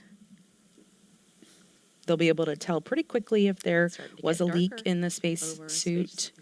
Once they inflate it, those pad team members will push on their arms and gross suit leak check on the CDR. Thanks. make sure that there's no air coming out. Good gross leak check. Good news there. You know, Butch is a former flight test instructor at Edwards Air Force Base. He has a Master of Science in Aviation Systems. These suits are about 40% lighter than suits they've worn in the past. And CFT Commander Butch Wilmore. And Dell and I've even tried on their gloves, and you would be amazed at how much you could move around in them, what all you could do in them. Of course, the fingertips you can use the tablets with, but I was really surprised at just how flexible they were. People get to experience true, but we don't go just to get the experience. It's about the team, and it's about the benefit that it brings. Starting to get darker over space complex check for on Boeing CDR. Crew Flight Test mission to the International Space Station. Houston copies a good gross suit leak check on the CDR. Where I grew up. Very fortunate, had loving parents, took us to church. When I good was gross young, 7 years old, I believe. Leak check. They bought a little land out in Good the news country. there. 6 acres or so. We had horses and cows. And You know, Butch is a former flight test instructor at Edwards Air Force Base. He has a Master of Science in Aviation Systems. So let's listen to a little bit more on this retired U.S. Navy captain and CFT Commander, Butch Wilmore. So it was a lot of effort. A large part of the desire within us is to do things that are of benefit to others. In this job, we get to do things that are of benefit truly for all mankind as we explore the heavens that not many people get to experience, true, but we don't go just to get the experience. It's about the team, and it's about the benefit that it brings. My name is Butch Wilmore, and I am the commander for NASA's Boeing Crew Flight Test mission to the International Space Station. Life in Tennessee, God's country, that's where I grew up. Very fortunate, had loving parents, took us to church. When I was young, 7 years old, I believe, they bought a little land out in the country. 6 acres or so, we had horses and cows, and I raised chickens and ducks, and just enjoyed life in the country. I went to Tennessee Tech, started working on an electrical engineering degree, and played football, which was a very difficult combination, I learned, because they're both full-time jobs. So it was a lot of effort over those years, but it molded me, and it helped instill the work ethic my parents had instilled in me when I was younger. I entered the Navy and was fortunate to fly the A-7E. It's a single-seat attack aircraft, and I flew that for a couple of deployments. And then I transitioned to the F-18 Hornet, and through that process was selected in the test pilot program. You learn a lot about yourself as you go through test pilot school, where you're lacking in certain capabilities that are necessary to do a test pilot type of job. When it comes to flight test, the minute details matter. When we're doing our runs, hey, well, let's run it this way. Let's do it that way. Let's add this in. Let's take that out. And let's look at it in that regime so we can see how the spacecraft responds. And that's what you do with aircraft, that's what you do with spacecraft, and that's what this test is all about. This crew flight test is a series of these various tests to ensure that the operational requirements and the design meets those requirements. And I think everybody that does flight tests would agree. Focus, understanding, and also the team coming together to give you the overall understanding of the test and the capabilities of the spacecraft or aircraft that you're testing. It's vital. Sitting in this seat over here in the Starliner sim and doing the things we've done and learning about the spacecraft, developing a lot of the capabilities of the spacecraft, it's very humbling when you see and you interact with some of these professionals, and our human spaceflight and our nation has a debt of gratitude to them. Every single training evolution we have is brand new. We're the first to do it. Whether it is checking the survival equipment in the pool with a mock-up of the spacecraft and how you egress, get out of the spacecraft, whether it's the side hatch or the upper hatch, while the seas are rough and all those type of things. There's a thought of how things should be, but then there's the reality of how things need to be. And that's what this test is all. Everything we do is test. It's been a process over years that is such a benefit in all aspects of the capabilities of this spacecraft. And we're excited to be a part of it. We are excited to be a part of it as well. As they are starting to finish up with Butch, one of the things that was really important to him was to take the name tags of every single one of the pad team members up to space with them. This is a tradition that dates back to shuttle, but typically they would take just 2 name tags, the 2 folks that are working with them there in the spacecraft, but something he really wanted to do was take the name tags of all of them. So pretty special honor for those folks in the pad team. Now, Dylan, what's been going on with ULA as we've been focused here on the crew? There's a lot going on in the background. So the team is staying busy downstairs. Well, Lauren, that's right. So there's a couple of things going on down in the control room. As there has been some conversation on the net that folks would have heard, the propulsion team is actually active, kind of maintaining the propellant levels in the cryogenic propellant tanks, and that'll continue right up until we enter the terminal count. Our avionics testing is all complete for the day, so it's relatively quiet on avionics row at the moment. The launch conductor and his team are going to be listening very closely to all the activities on the pad, and we've heard some of that communication between LC and the Blue Team lead as they report back and forth on the activities that are up on the crew access tower right now. And as part of that, the ULA and the range safety team are also monitoring through our headsets. All the activities as well with a keen eye on safety. So the team is staying busy downstairs, and but for the most part, from a rocket processing perspective, the rocket's fully fueled and ready to go. So we'll just be waiting on loading our crew today, and then once the Starliner is all closed out, then our team will pick back up with those final preparations for launch. But for now, for the most part, the ULA team is kind of just in a monitor mode, just maintaining readiness for our instantaneous window today. And for anyone who may be just joining us, I just wanted to let you all know at home, we are wearing headsets and listening to a lot of the chatter that's going on in the background. So you are hearing some of the public communications that are going across the loops, but we're also hearing some other things through our headsets. So it's our job to listen to those things and be able to translate them to you as they happen. So again, we are watching Commander Butch Wilmore get ingressed or entered into Starliner, and we are watching the pad team go through some of those procedures.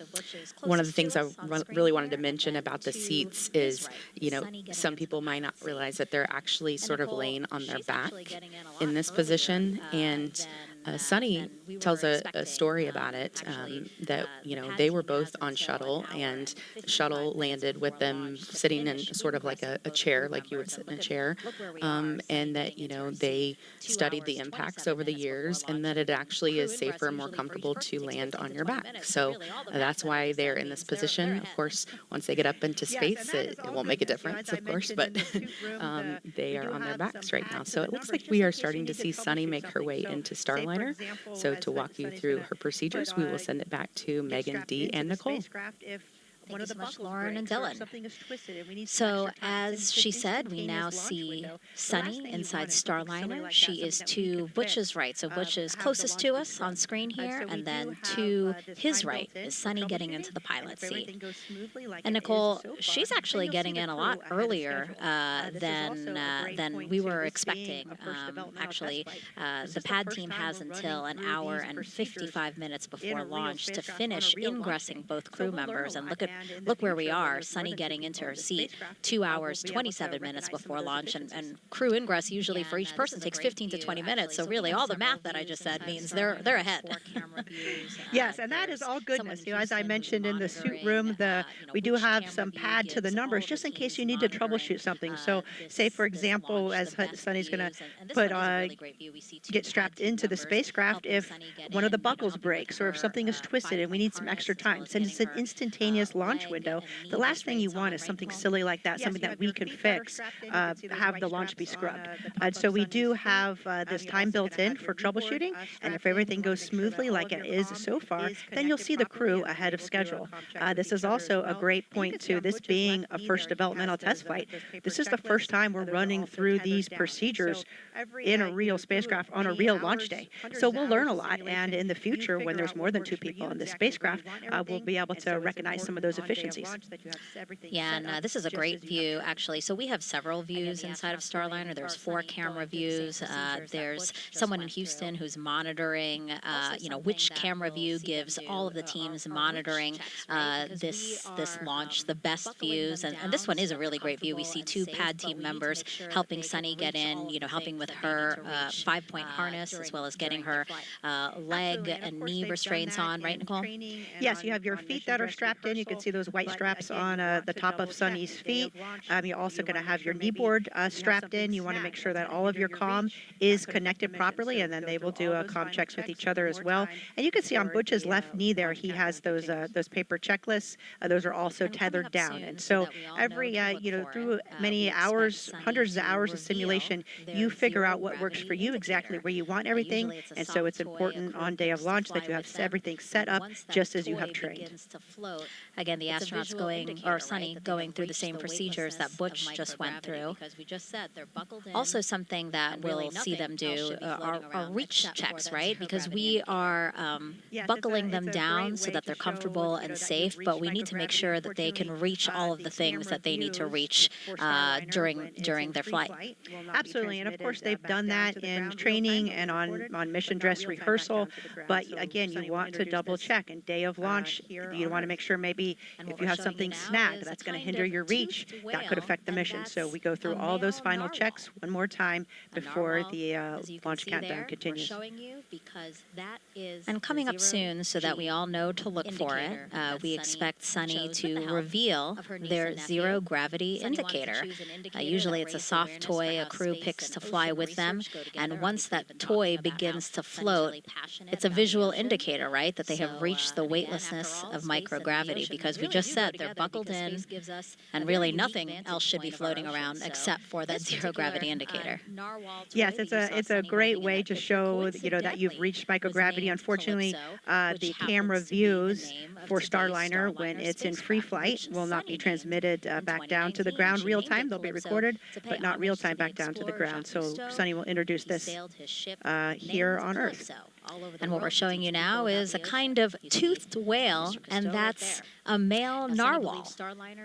A narwhal, as you can see there, we're showing you because that is the zero-G indicator that Sunny chose with the help of her niece and nephew. Sunny wanted to choose an indicator that raised awareness for how space and ocean research go together. Obviously, we've been talking about how Sunny's really passionate about the ocean. So, and again, after all, space and the ocean really do go together because space gives us a very unique vantage point of our ocean. So, this particular narwhal toy that you saw Sunny holding in that picture coincidentally was named Calypso, which happens to be the name of today's Starliner spacecraft, which Sunny named in 2019. And she named it Calypso to pay homage to the explorer Jacques Cousteau. He sailed his ship named Calypso all over the world to teach people about the ocean. You see Mr. Cousteau right there. Now, Sunny believes Starliner will do the same for space, again, teaching people about space. And remember, Sunny wasn't supposed to fly on the spacecraft. She was initially assigned as the commander of Starliner 1, the first post-certification mission, as we've been mentioning. But she was later reassigned to CFT and feels it's an honor to fly on the spacecraft she named. So really, the stars all aligned for her to be on this flight test today. She did. I think that's very special. I remember we were there all for the OFT landing when Butch revealed, or when Sunny revealed the name Calypso. Yep, back in 2019.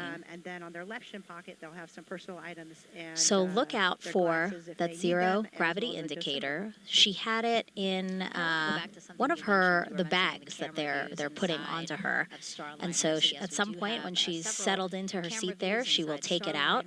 And then one of the pad team members will tether that indicator somewhere to the spacecraft again so we can see it free floating when they reach microgravity. And they have quite a few bags and satchels that are on their legs, or their right thigh pocket is a blue pocket, and then there they'll have any type of anything they need to get to in flight, so any medication or maybe a tissue or pens and pencils. And then they have a gray bag that's on their right shin pocket that has their emergency equipment, some food, emergency water, a whistle, a signaling mirror. And then on their left shin pocket, they'll have some personal items and their glasses if they need them, as well as a dosimeter. And I want to go back to something you mentioned. You were mentioning the camera views inside of Starliner. So yes, we do have several camera views inside Starliner, and we will have those views all the way until launch. So we will get to keep our eyes on the crew all the way down to T0. That's not supposed to fly to space is out of Starliner before they close the hatch and get ready for liftoff. Absolutely, they'll do one last. Now I want to mention the crew is also, their displays are on. Some of the pad team members that we have here. Check their systems, which I know, Butch was Starliner Houston, we have you loud and clear, Editor 1 for the PLT. The actual data on the actual spacecraft is quite different than what you see in the simulator. Hopefully, it matches very closely. So comm checks again between Sunny and Houston. It's part of the ingressing process, right? They get into the Starliner spacecraft, they get buckled in, then they do these comm checks with Houston, they do comm checks with each other, and then they do suit leak checks, and then the pad team will make sure that everything that's not supposed to fly to space is out of Starliner before they close the hatch and get ready for liftoff. Absolutely. They'll do one last check with the crew, and the crew is also, their displays are on, and so they're able to see the telemetry on the displays and check their systems, which I know, Butch was personally very excited about, and I agree with him. Seeing the actual data on the actual spacecraft is quite different than what you see in the simulator. Hopefully it matches very closely, and I'm sure that it does, but on a launch day, it's real data, and so it's always interesting, something you want to take the time to walk through all of your subsystems. Yeah, the last time Sunny and Butch were in Starliner was a little over a week ago. They were doing another rehearsal for today. And when asked how it felt, Sunny said it felt like they're where they're meant to be. It felt like coming home. And Butch is the one who said he can't wait to get in there and see real data and telemetry. So I'm sure he's excited but also focused. Absolutely. I remember thinking at this moment when I launched, it felt so much like a training evolution. And I think that's a testament to how well the teams do in preparing for launch. We run through and rehearse everything. And that's very comforting feeling because you have a lot on your mind and you want everything to go smoothly.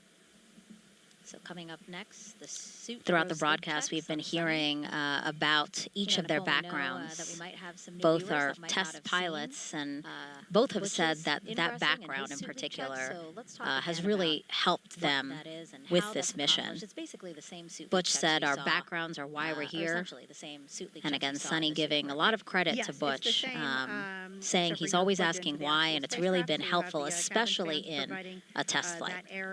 Especially in a developmental test flight. There is so much to learn, and everybody is working together, but when you have that integrated spacecraft, how those systems come together, especially during an anomaly, is something that takes a lot of trial and learning as you go through that process. And so both of their backgrounds as test pilots have been absolutely instrumental in the development of Starliner. That the suits are in good order. Again, the suits are there. So coming up next, the suit grows sleep checks on Sunny. It will provide pressure. You know, Nicole, we know that we might have some new viewers that might not have seen Butch's ingressing and his suit leak check. So let's talk again about what that is and how that's accomplished. It's basically the same suit leak checks we saw, or essentially the same suit leak checks we saw in the suit up room, right? Yes, it's the same, except for you're plugged into the actual spacecraft, so you have the cabin fans providing that air, but you close your visor, zip the visor, and then increase the pressure of your suit. And we're really checking to make sure there's no leaks. So if you didn't get that zipper all the way zipped, or if there was, some hair caught in there or a tether caught, that would fail your leak check, or if you had another problem somewhere else in the suit. So that's our final check prior to the astronauts launching, that the suits are in good order. Again, they are there. The suits are there to protect them in the case of an anomaly. It will provide pressure and breathing air to keep the astronauts safe should there be a problem on board the spacecraft. Look at that beautiful shot on the left side of your screen there of a Starliner atop. The design was pretty much set, but there were some modifications as the suits were built. Starliner atop the United Launch Alliance. Starliner Houston, we copy ready for the gross suit leak check PLT. Here go. That David Clark went back and made on the suits to make sure that we had still. Okay, you can see Sunny. She's closing her visor there, and she'll zip it closed, and then she has a little knob to increase the pressure of her suit, just a few psi, and then she'll pause to wait and make sure that her suit maintains good pressure before unzipping her visor and proceeding with the ingress. And this is the first time we're seeing these suits in action.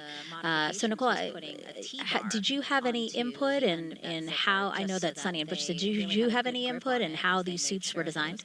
Early on we worked a lot with David Clark and the suits. The design was pretty much set, but there were some modifications as the suits were built. We need to make sure that they fit each of the crew members and in a pressurized environment. And so there were some adjustments that David Clark went back and made on the suits to make sure that we had still the ability to reach everything when the suit was pressurized, and also some work on the zippers. You can see the zipper is a critical component there at the helmet. You need to make sure that it's zipped, so we need to be able to visually confirm that it's zipped, be able to hold on to a tether that's on the zipper, and that the zipper is strong enough, and then we have a proper technique for zipping that helmet. Yeah, I remember Sunny saying that one of the modifications was putting a T-bar onto the end of that zipper, just so that they really had a good grip on it as they made sure that it was completely closed. Absolutely, and even though you have pretty good dexterity in the gloves, it's still difficult to hold on to a little tether, so the T-bar helps quite a bit.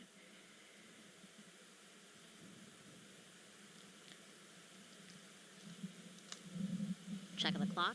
2 hours. Sunny is, of course, a retired U.S. Navy captain. Boeing Crew Flight Test. And Boeing's CFT pilot.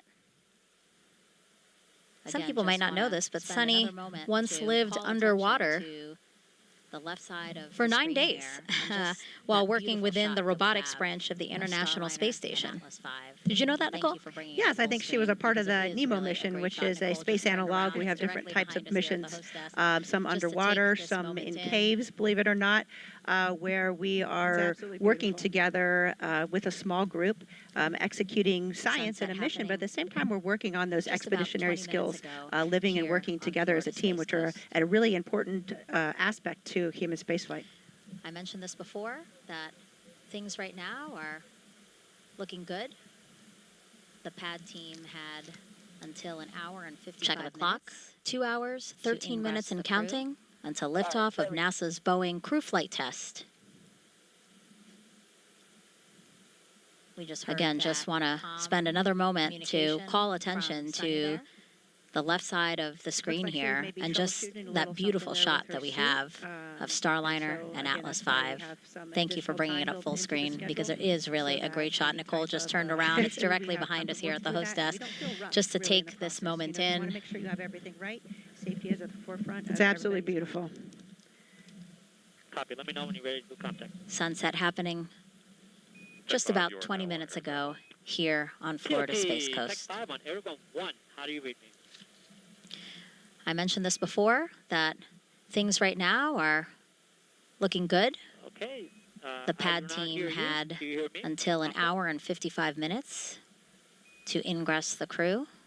All right, there we go. Aragon 1, I got you loud and clear for CLT. Copy, copy. I got you loud and clear. We just heard that calm communication from Sunny there. Looks like she was maybe troubleshooting a little something there with her suit. And so, again, that's why we have some additional time built into the schedule so that any type of issue, we have time to work through that. And we don't feel rushed, really, in the process. You know, you want to make sure you have everything right. Safety is at the forefront of everybody's mind. One way of communicating. Copy. Let me know when you're ready to do Air to ground contact. 2 is a secondary line as well. Again, Tech 5, you are we've now heard, on Air to our ground 1. commentators mentioning that they are PLT, monitoring, Tech 5 on listening Aragon to the 1. launch How do you read teams, me? who are working this mission. We have some loops up publicly for you guys to listen in. Okay. And to I do not hear you. how the Do you hear countdown me? is progressing. Contact. And then there are some other side channels that a lot of work is also Aragon done 1, I in got the you loud background and as well. clear for CLT. Copy, copy. I got you loud and clear on Aragon 1. Let's go Aragon 2 contact again. Suit leak check complete on the PLT, and I have you loud and clear, Sunny, here on Aragon 1. Okay, I got you loud and clear. Pass Tech 5. All right, 2 good call-outs there. Successful communication check with Houston between Sunny, as well Air to as ground a good 1 check is one channel, of her one suit way to of ensure that it holds communicating. pressure as expected. Air to ground 2 is a secondary line as well. Again, you've heard our commentators mentioning that they're monitoring, listening to the launch teams who are working this mission. We have some loops up publicly for you guys to listen in and to track how the countdown is progressing. And then there are some other side channels that a lot of work is also done in the background as well. PLT, first leak check is complete. Starliner, Houston, we got the gross suit leak check complete on the PLT, and I have you loud and clear, Sunny, here on Aragon 1. Okay, I got you loud and clear as well. That's a command. All right, to 2 good call-outs there. Communication check. Successful Sunny and Butch. Communication check with Houston between Sunny, as well as a good check of her suit, making sure that it holds pressure to this as expected. Exploration is curiosity. L minus It's 2 asking hours, the 10 question minutes. why. It's taking that next step. Every time ECS we do Tech something 5, for you're the back on first Air to ground time, 1. we're expanding our ECS? knowledge. All right, My PLT. name So we is Sunny confirm they Williams. got I'm the you. pilot for NASA's Roger. Boeing Crew Flight Test mission to the PLT, International you can Space open your Station. visor now. I feel really lucky to have grown up in a small town outside of Boston, Needham, Massachusetts. It was a great town because we were able to ride our bikes everywhere we went. My brother, sister, All right, and I, with Sunny we were opening her all visor after swimmers, a and it was successful PLT, perform comp check on ICOM My with dad TDR. was a doctor and also did neuroscience research. We were the strange family who had pictures and diagrams of brains. That's a on our command dining to room table. do My a older communication brother check went to the between Naval Academy. Sunny I and started Butch. researching a little bit, and I thought, well, what the heck? I'll try this out. And when I And while they do that, why don't we hear more about Sunny's journey to this moment right now? From the very beginning into exploration is curiosity. It's asking the question why. It's taking that next step. Every time we do something for the first time, we're expanding our knowledge.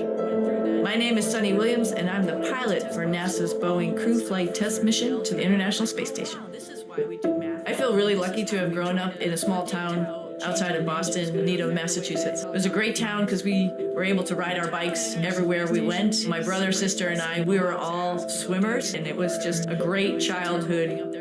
My dad was a doctor and also did neuroscience research. We were the strange family who had pictures and diagrams of brains on our dining room table. My older brother went to the Naval Academy. I started researching a little bit, and I thought, well, what the heck, I'll try this out. And when I went, I found that I really loved it. Teamwork, followership, leadership, those opportunities that we had right from the very beginning, and to accomplish something a little bit bigger than yourself. And I think that paved the way for the rest of my career.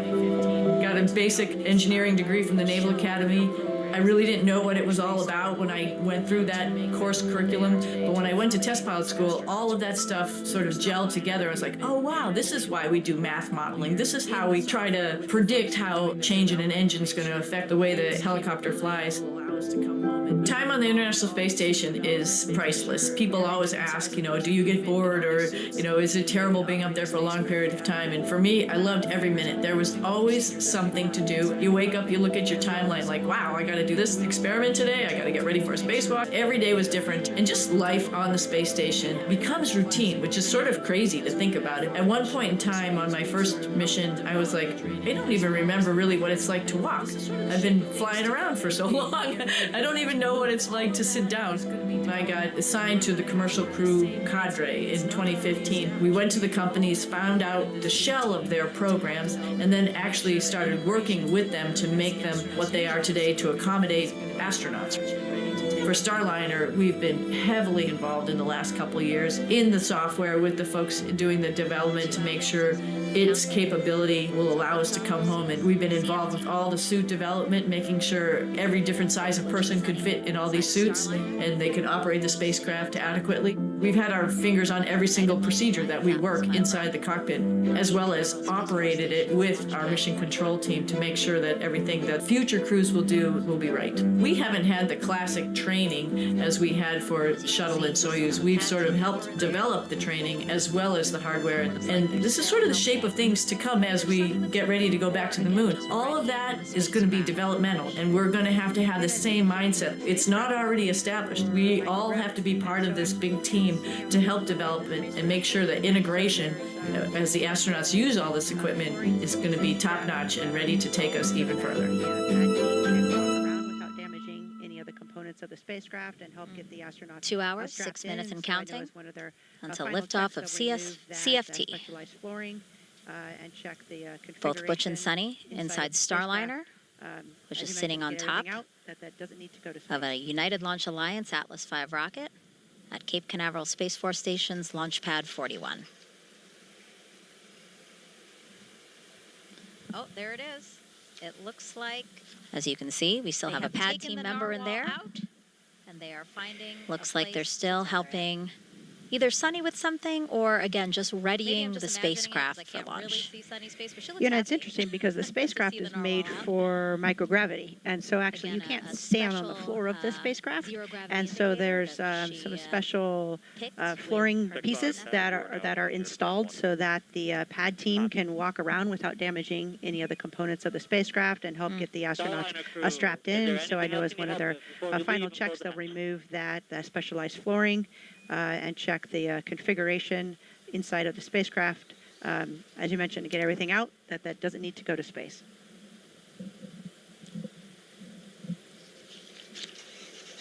Waiting to hear if Butch and Sunny say anything. Oh, there it is. It looks like they have taken the narwhal out, and they are finding a place to tether it. Maybe I'm just imagining it because I can't really see Sunny's face, but she looks happy. Everything went well. To see the narwhal out. And again, a special zero-gravity indicator that she picked with her niece and nephew. You are now on air-to-ground 1. And again, I love that check again to say they're friends. Dee, you've been saying this Starliner crew, is there anything else you need help with before we leave and close the hatch? Been working so closely with everyone who is needed to make this mission possible that they kind of all just feel like family. Absolutely. We've been working with them for years. They've been a part of, just as Nicole mentioned, all of the processes, all of the training. Waiting to hear if sure Butch and Sunny say anything as it is supposed to, and of course now over they're the both loops. on this flight test where they're going to. All right, Starliner crew. So, been an honor to step in. Not my crew, but my friend. Very, very Have a close safe flight. with See you up and there. this is an exciting moment for us to see this. I love that. And sounds like strapping everything went well. Lift off and begin this mission. And you weren't imagining, I did see a smile on Sunny's face, and I could see Norval tethered there in the middle. And again, I love that comm check again to say they're friends. Dee, you've been saying this throughout the broadcast, really, but Butch and Sunny have been working so closely with everyone who is needed to make this mission possible that they kind of all just feel like family.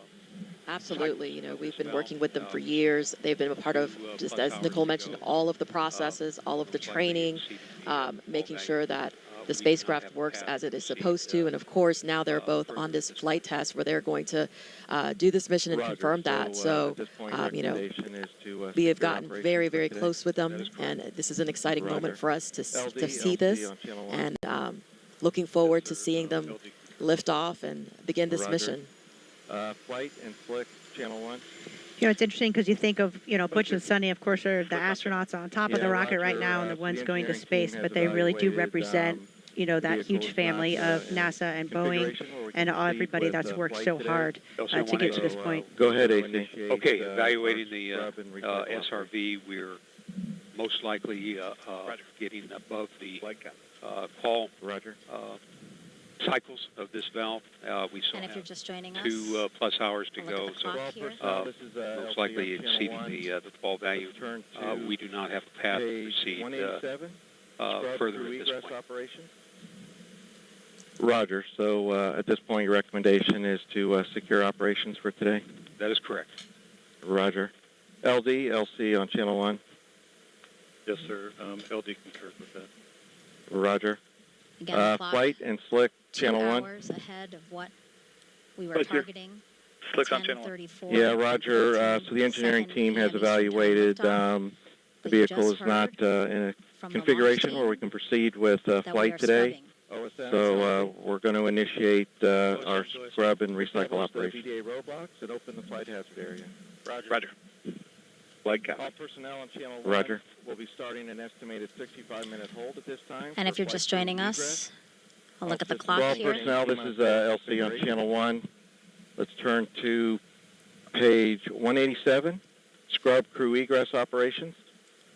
As we hear some communication between team members, let's get it over to ULA's Dylan Rice to walk us through what we know so far and what we can expect moving forward today. Again, the clock, Thanks, Megan. So, 2 hours ahead of what had some observations we were targeting, a 10:34 and oxygen, 14-second relief p.m. Eastern valve Time on our liftoff. Centaur second stage. But you just heard And, the team is from just the not launch comfortable team with the that we are signatures they're scrubbing seeing in OSM, response LC. out of that valve. And so, OSM, go ahead, sir. Establish the BDA roadblocks and open the flight hazard area. Roger. Today. And, All personnel on Channel 1 will be starting an estimated 65-minute hold at this time for flight crew egress.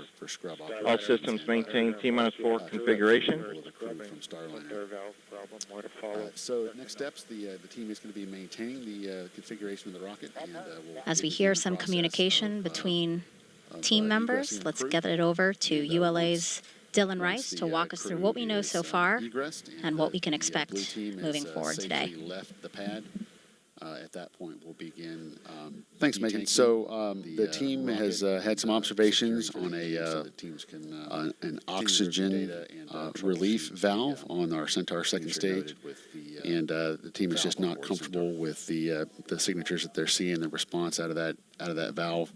And so, out of an abundance of caution, we are not going to continue with our launch operations today. And as you heard, the Chief Launch Conductor, Doug Lebo, call the team there and have the team prepare for scrub operations and to prep for removal of the crew from Starliner.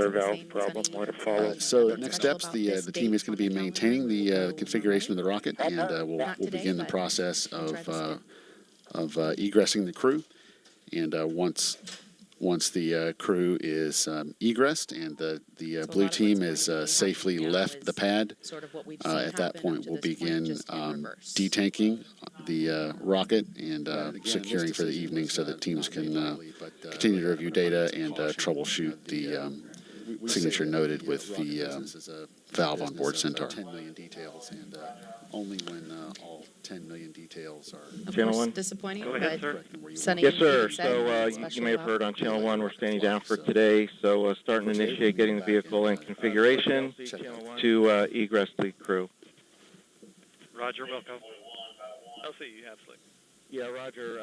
So I was saying, Sunny even said, nothing special about this date on the calendar. We will go when we're ready. Not today, but we'll try this again. Yep, I was working that right now. Roger. So again, for now, we'll... So a lot of what's going to be happening now is sort of what we've seen happen up to this point, just in reverse. The blue team have exited the area. Right, and again, this decision was not made lightly, but really out of an abundance of caution. We say that the rocket business is a business of 10 million details, and only when all 10 million details are correct and where you want them to be do you let your rocket fly. So for today, we're going to go back and Slick LC Channel 1 down from the launch attempt today. Dylan, LC, you have slick. Yeah, Roger. So I'll rely on you timing-wise to let me know when you're ready for the CTV convoy to return to pad. Yep, I was working that right now. Roger. With an oxygen relief valve on Centaur. So again, for now, we'll live inside the white room where the pad team will be maintaining the configuration of the launch vehicle until the crew and the blue team have exited the area. And at that point, we'll begin detanking and out and down securing the launch vehicle for the evening. And then we also heard that plans are in place. So for now, I think the Astrovan we'll turn it back over to Megan at the host desk and return them to. Thank you, Dylan. Astronaut. Again, just a recap for folks. About 4 minutes ago, the launch team decided to stand down from the launch attempt today. For this exact thing, if needed.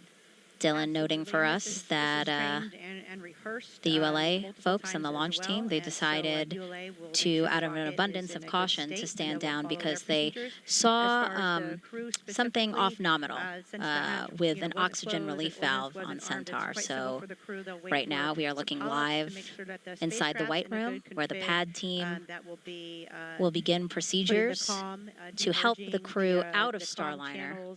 Transitioning back to ground power and making sure that the prop system out is and all down secured. The crew access tower. And then we also heard that plans are in place to return the Astrovan to the pad to pick up the team and return them to astronaut crew quarters.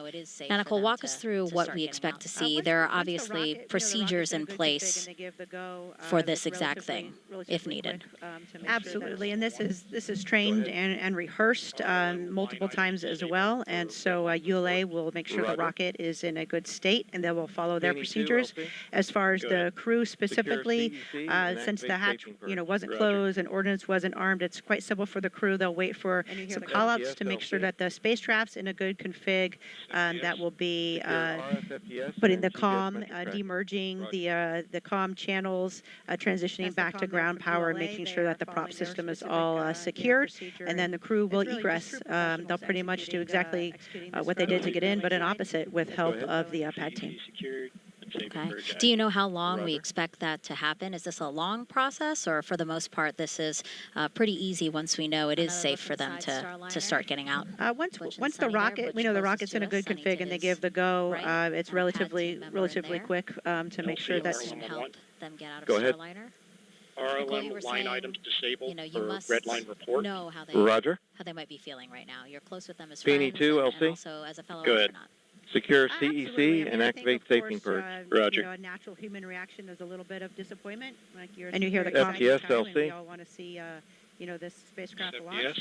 But at the Secure same time, RFFDS and it's a deep GPS sense of metric tracking. appreciation that Roger. the team is doing the right thing. That's the comm there from ULA. They are following their specific procedure, and it's really just true professionals executing the scrub on the ULA side. As Go ahead. Boeing. CEC secured and saving purge when we active. identify something Roger. like this on the ground, we see that as a big win. We avoided a potential problem. Another look inside Starliner. And Butch and Sunny there. Butch closest to us, Sunny to his right, and a pad team member in there who will soon help them get out of Starliner. Nicole, you were saying, you must know how they might be feeling right now. You're close with them as friends and also as a fellow astronaut. Absolutely. I mean, I think, of course, a natural human reaction is a little bit of disappointment. It's a very exciting time, and we all want to see, this spacecraft launch. But at the same time, it's a deep sense of appreciation that the team is doing the right thing, that they are checking all of the instrumentation, that they are able to identify something that's off nominal, because the last thing you want to do is deal with something like that in space. And so when we identify something like this on the ground, we see that as a big win. We avoided a potential problem by identifying it early. And yep, the wool scrub. This is something I think as an astronaut you train to multiple times, and you're prepared for that as well. It's important that you keep your head in the game though, because potentially they could launch tomorrow, depending on the findings of this investigation. And so you maintain your focus. You are still sitting on top of a rocket filled with prop, and so you follow your procedures just like everybody does. You never let your guard down, and they'll execute the steps to safely get out of the spacecraft, and then go back to crew quarters. They'll maintain their quarantine so that they can preserve a launch opportunity, and then they'll wait for more information from the team. Yeah, you talk about how the team rehearses all different scenarios. It truly is. I mean, can you talk for those who might not know, can you talk about the process of, simulating all the things that could go wrong so that if it does happen, everything is kind of rote. It's kind of just like muscle memory, and you don't really have to think too much because you just know it like the back of your hand. Absolutely. That is the most important part about being well trained. And it's not only the astronauts, it's the entire team. So you see that the pad team knows exactly what they need to be doing. You can hear the comm from ULA. Everybody at their console has specific responsibilities and steps that they need to take. And each member of the team is critical to make sure that we're successful in these type of procedures. And we train to them in simulations, scrubbing, and pretty every contingency that we can think of, we will actually run through. In the few instances where I've been involved in an actual contingency or an emergency, you're right. The training really takes over. You maintain focus, you execute your procedures, and it's really not until after that's all done that you realize that... Hey, Houston Starliner, we're standing by, as we said, we did go ahead and unstrap. Curious if we're going to run anything in the scrub recycle procedure as you're looking forward, since we didn't get very far. Comm checks, you'll hear a lot of different... Starliner, Houston, loud and clear. We are running it. A lot of the events are sort of no perform because we didn't get that far in the count. I will keep you appraised. The main action on your radar will be bringing the suit fan Bravo to off before you jump out. Yeah, we're getting ready for crew egress, so we would... Yeah, and we're not going to open the cabin vent valve or anything, I'm assuming as well. And hold there. Roger. Negative, yeah, hatch is open, so none of that applies.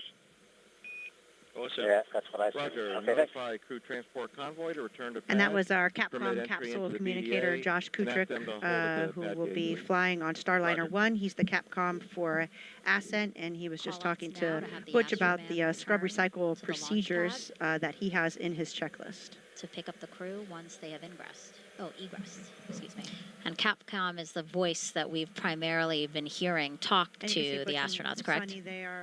Yes, during the comm checks, you'll hear a lot of different folks talking on the loops. But really, once the launch happens and they get to orbit, then the only person talking to the crew is the Capcom. And LC Slick on Channel 1. Go ahead, Slick. Yeah, we're getting ready for crew egress, so we would be good for the CTV to come to the pad gate and hold there. Roger. We were targeting 10. OSM, LC. 14 seconds Eastern Time. OSM. Roger. Notify crew transport convoy to return to pad. Permit entry into the BDA, and ask them to hold at the pad gate, please. Commander Roger. Butch Wilmore and pilot Sunny Williams. They are in the Starliner Call-outs now to have the Astrovan return to the launch pad. Awaiting word that they can continue to pick up the crew once they have egressed. Excuse me. Starliner Houston, still with you. No real change. And you can see Butch and Sunny, they're unstrapped and visors are up. They're just waiting for the call from ground to turn off that suit fan, which is the fan that's providing air to their suits prior to detaching their suits from the spacecraft and exiting Starliner. Again, if folks are just joining us, about 12 minutes ago, the launch team has decided to stand down from today's launch attempt. We were targeting 10:34 and 14 seconds Eastern Time for a liftoff of NASA's Centaur Boeing Crew Flight Test. We now are looking at Commander Butch Wilmore and pilot Sunny Williams. They are in the Starliner spacecraft.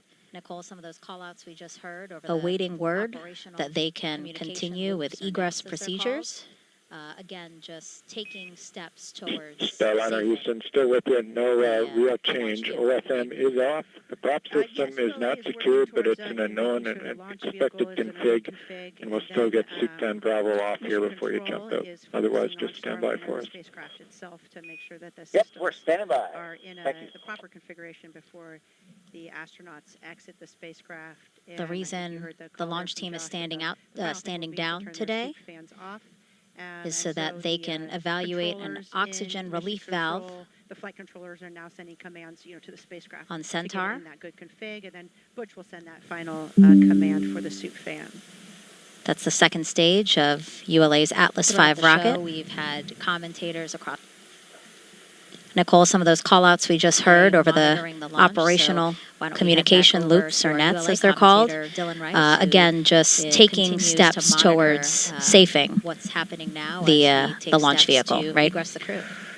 Yes, ULA is working towards making sure the launch vehicle is in a good config, and then Mission Control is focusing on Starliner, the spacecraft itself, to make sure that the systems are in the proper configuration before the astronauts exit the spacecraft. And I think you heard the call there from Josh that the final thing will be to turn their suit fans off.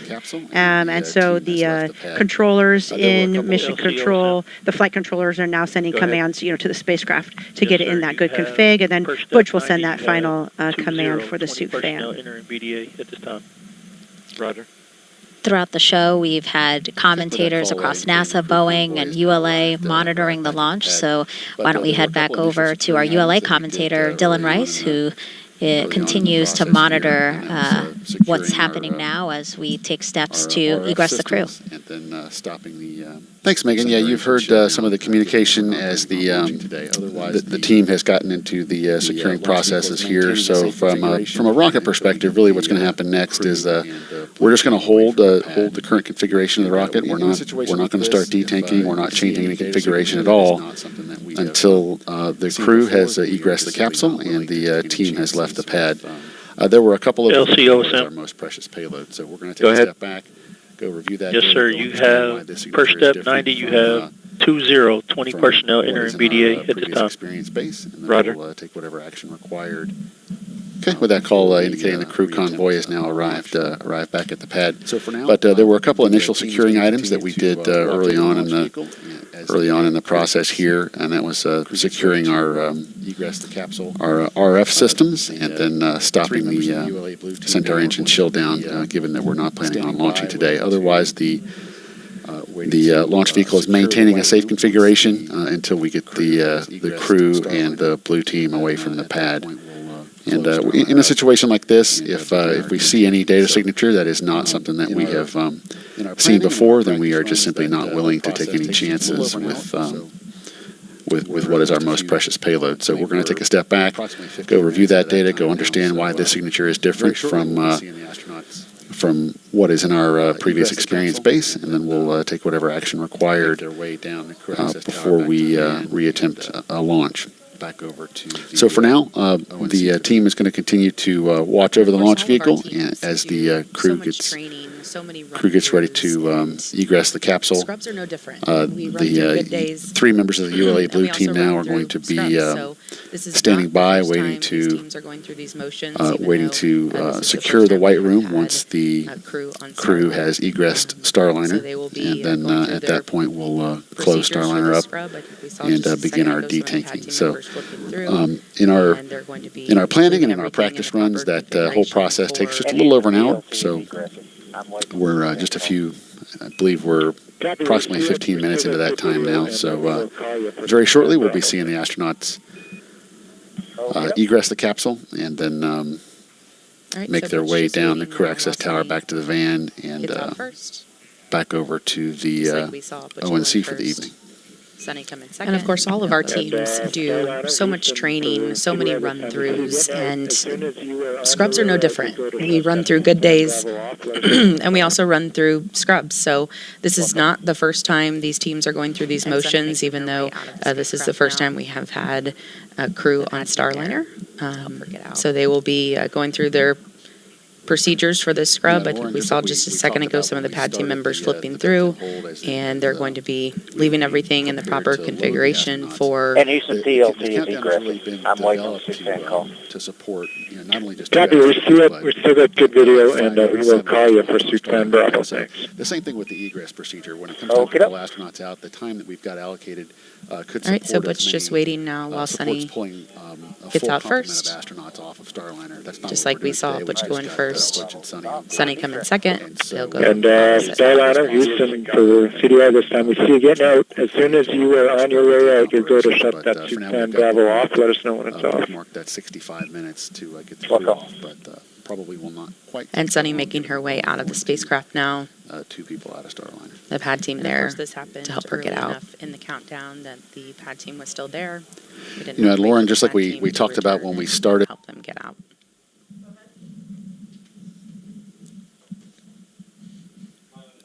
So as Sunny is going through her scrub procedures right now in the white room outside of Starliner, Butch is waiting for the pad team to help him egress the spacecraft.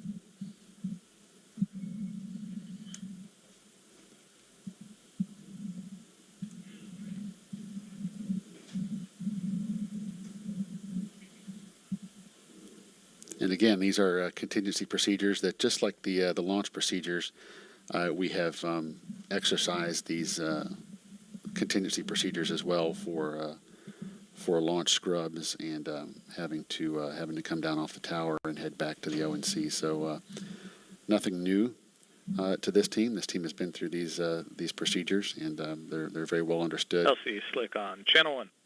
Go ahead, Slick. Hey, looks like CDR is out. We're going to go do a few things, but we'd be ready to do comm checks with LC on the OSC radio here in a minute, and we'll get the CTV up to the base of the cat. Roger.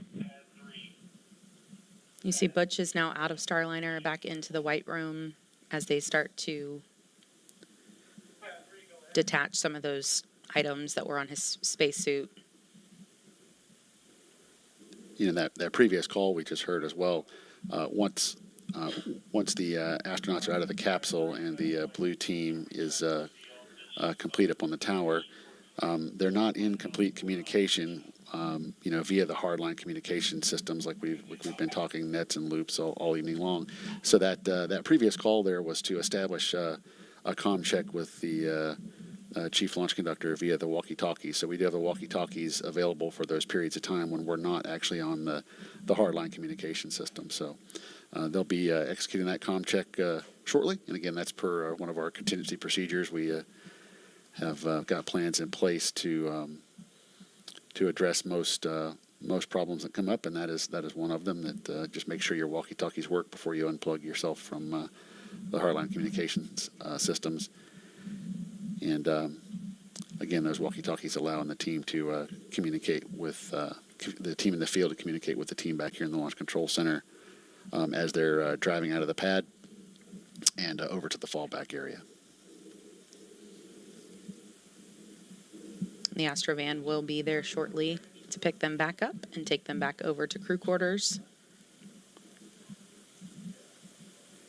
If you are just joining us, we were supposed to be about an hour and 38 minutes away from launch right now, but the teams have decided to stand down today.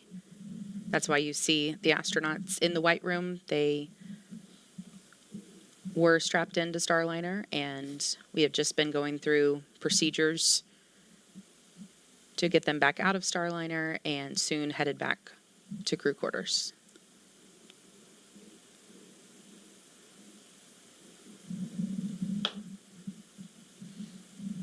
A lot of the things we walked you through earlier, they're doing in reverse right now, just to make sure that everything is in the proper config for the next attempt. You know, Dylan Sunny recently was talking to media, and she made the comment that one of her... OSM, LC. OSM, go ahead, sir. Roger. Crew transport vehicles clear to proceed to the CAT. Roger, copy that. All right, so the Astro van will be pulling up to the crew access tower now to come pick up Butch and Sunny. As I was saying, Sunny was recently speaking with the media, and she was telling us that one of her other friends, her astronaut buddies, said, you know, just so you know, in case there's any kind of a scrub, sometimes that's just good to knock the nerves off for everyone, and it could, you know, be good luck to go again another day. So they are veteran astronauts and quite used to how often scrubs do happen in space flight. You could see they're laughing there on the left of your screen, so they're in good spirits. Of course, these days are, you know, disappointing for teams, LC but Slick on channel definitely 1. not Go ahead, something... Slick. We're ready for the flight crew and support personnel to perform OSE radio comm checks and to proceed to the ground level. They'll exit the white room and give you a call. Roger. And Lauren, as test pilots, you know, they're very familiar with contingency procedures Yes. as well. Because when you're testing a new system, obviously there's always going to be some findings, some of them more significant than others. But either way, the test pilots would be in a unique position to expect the unexpected and to be adaptive, which I know both of them are. And with this being a test flight, even in a scrub situation, all the teams involved are going to be learning things. I'm sure Butch and Sunny will have things to note. Has arrived at the base of the CAT. Roger. The Astrovan is at the base of the crew access tower now. So as you see Butch and Sunny having a conversation with the pad team there, I'm sure we will see them starting to head down momentarily.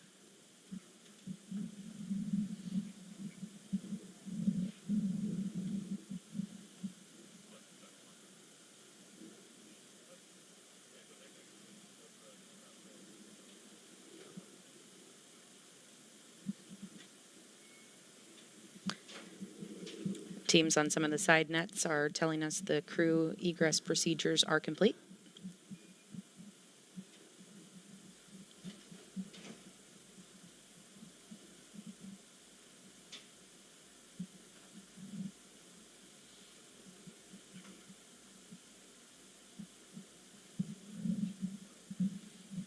Sunny getting some help with her helmet there.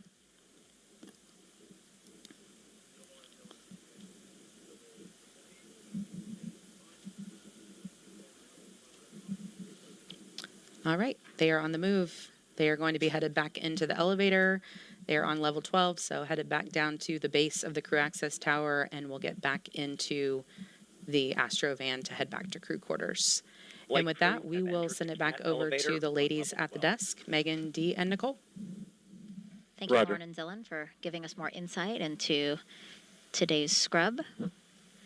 Now, so we just saw Sunny and Butch get into the elevator from level 12 here at the crew access tower, and they are now going down to the pad, where, as you just heard, they will get into the Astrovan. Nicole, what are the next procedures, right? So they'll go back to astronaut crew quarters, and what happens then? So they'll go back there and obviously get out of their spacesuits, and then we can expect a brief. The astronauts will get briefed on the details of the anomaly that was seen on Centaur and Flight crew information have arrived at the ground floor and exited the CAT elevator. Roger. and information on what the next plan is. And so, hopefully we have an opportunity to launch tomorrow, but we don't have enough information yet to know. But the crew will plan on that, right? They have to always be prepared. And so they will follow their schedule as far as eating and sleeping and other, briefings that they need to obtain. And they'll make sure that they kind of reset themselves. They'll have a chance to reunite with their immediate family. And again, that's why everybody stays in quarantine, so that even in a situation like this, they can, the support folks as well as family can still be together. Yeah, everything is choreographed down to the minute. You were talking about their schedule because, again, since this launch is later at night, everything has to shift so that they're awake and ready for launch when it is. Yes, sleep shift is a big part of it, and even though we see this launch at 22:30, the astronauts have already been up for 5 hours, and once they launch and get to orbit, they still have a lot to do in orbit to test out the systems of Starliner, and so it's a very long day. It's important that they are well rested and ready to go. And now we see the Astrovan backing up away from the elevator that took the crew to and from level 12 of the crew access tower. Again, on their way to astronaut crew quarters inside the Neil A. Armstrong Operations and Checkout Building. This drive, again, will take about 20 to 25 minutes. Nicole, you mentioned that because of the scrub, they will have time to see their families again. That must be nice to have that opportunity to reconnect with them. I think it is. There's always, a ton of emotions associated with launch, and maybe you don't realize it at the time, but I remember talking to my husband and son after launch. Crew transport vehicle has exited the pad gate. Roger. And just a comment on how much just energy and excitement. And when you have all those emotions running through your body, it can be quite exhausting. So it'll be nice to have a chance to reunite with their family, as well as the astronauts and the other support personnel back at crew quarters. I'm sure they'll have a nice meal, which I know Butch always comments on the wonderful food and the folks that take care of us at astronaut crew quarters. And so we're thankful to continue to have their support, and then we'll be standing by for the next steps. Yeah, that's interesting and very correct of you to say that Butch, in the last few days leading up to launch, has been talking about how excited he is for the food here at KSC. So hats off to the chefs at Astronaut Crew Quarters. Butch was looking forward to a meatloaf meal. I'm sure he had it before lunch, and Sonny was looking forward to eating some salmon. So at least they'll be treated to another delicious meal at Astronaut Crew Quarters. And even, the folks all the way from the chefs to the to everybody that keeps the crew corridors up and functioning, this has all been rehearsed and part of a plan. So all the contingency plans are laid out and in place, and now they just need to be executed. And you had mentioned that there is an opportunity to launch tomorrow. There's an opportunity to launch May 10th and May 11th as well. We say opportunities to launch because we just know the date and time is reserved on the range. Can you talk to us about that? Yes, an opportunity really means, from an orbital mechanics standpoint, as far as the spacecraft rendezvousing in a proper profile with the International Space Station and range availability. That's all we know when we say a launch attempt. There's still a lot of other factors, weather often being one of the biggest ones, and then of course the status of the spacecraft and the rocket. Those are the status is unknown right now, and so we'll stand by for further information. And once we have that information, NASA, together with Boeing and ULA, will determine what the next launch attempt will be. So that's kind of the difference when we talk about a launch opportunity versus a launch attempt. Right. So I'll list, the backup launch opportunities we have. But again, these are just opportunities, as Nicole has been saying, and as well as Dylan. LC, this is FTS on Channel 1. Go ahead, FTS. Yeah, step 50, RF, FTS, and GPS metric tracking is secured. Roger.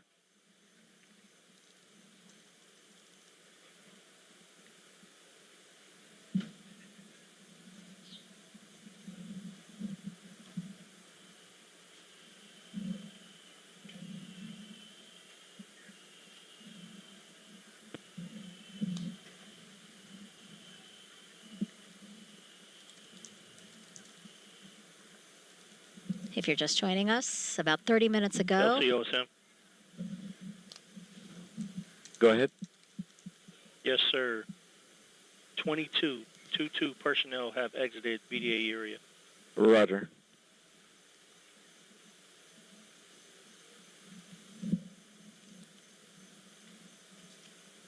About 30 minutes ago, the launch team decided to stand down from today's launch attempt of NASA's Boeing Crew Flight Test. Out of an abundance of caution, the launch team wants to reevaluate an oxygen relief valve on the Centaur, which is the upper stage of the Atlas V rocket. Right now on your screen, you're watching Butch and Sunny and their full security convoy make their way from Launch Pad 41 on the Cape Canaveral Space Force Station, and they will make their way through Kennedy Space Center to make their way back to astronaut crew quarters.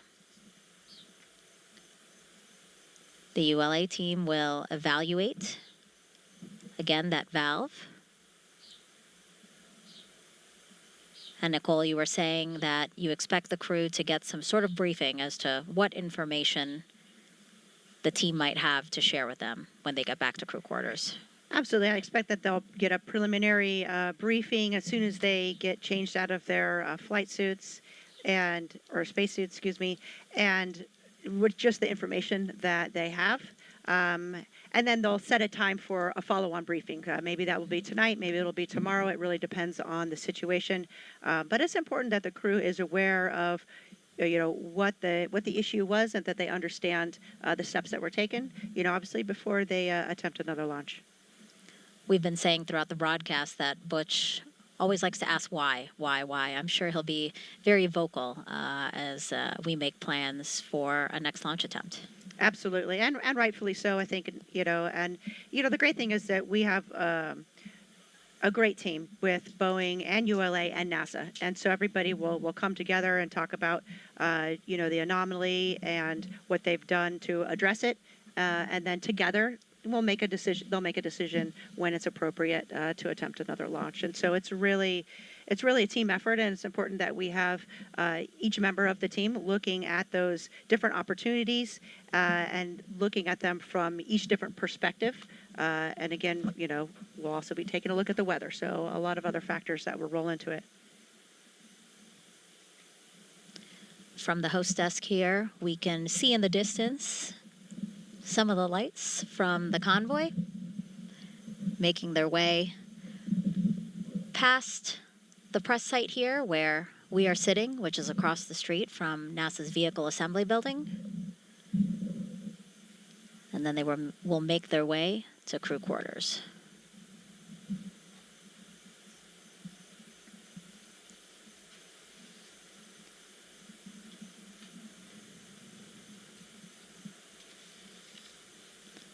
Nicole, you said again that this was all prepared for and thought of in case this did happen, and we did see very quickly how everyone knew what to do. Yes, sir. Talking with the Denver team and our team, we're probably going to want to do that troubleshooting that we had come up with on this SRV once we get the pad cleared. So I'd like permission to take that to 6 and get that discussed, get you a recommendation. Roger, please, committee anomaly team, provide a recommendation. I'd estimate at this time it'd be about 30 minutes. We'll be ready to start detanking. Sounds good. Thank you. Absolutely. Everything is rehearsed from what we call nominal operations, where everything goes perfectly smooth, to little issues, so that everybody's aware how to troubleshoot those and what their roles and responsibilities are, as well as a scrub, as well as major contingencies. We really practice all of those different scenarios so that the team is prepared.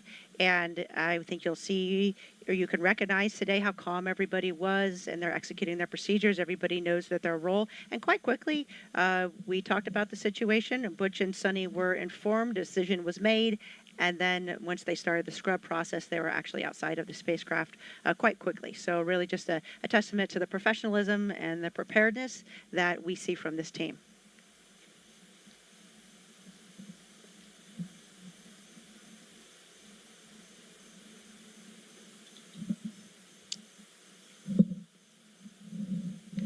think we see the Astro van passing the press site and the VAB right now.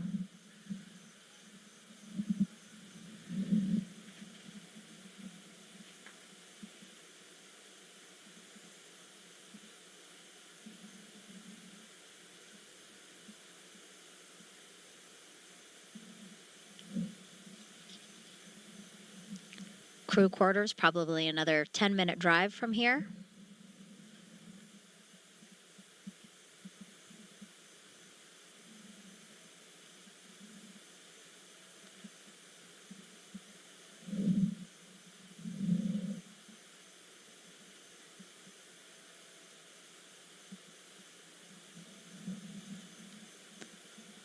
This crew flight test, a historic one, only the 6th time that NASA will fly a new crew transportation vehicle.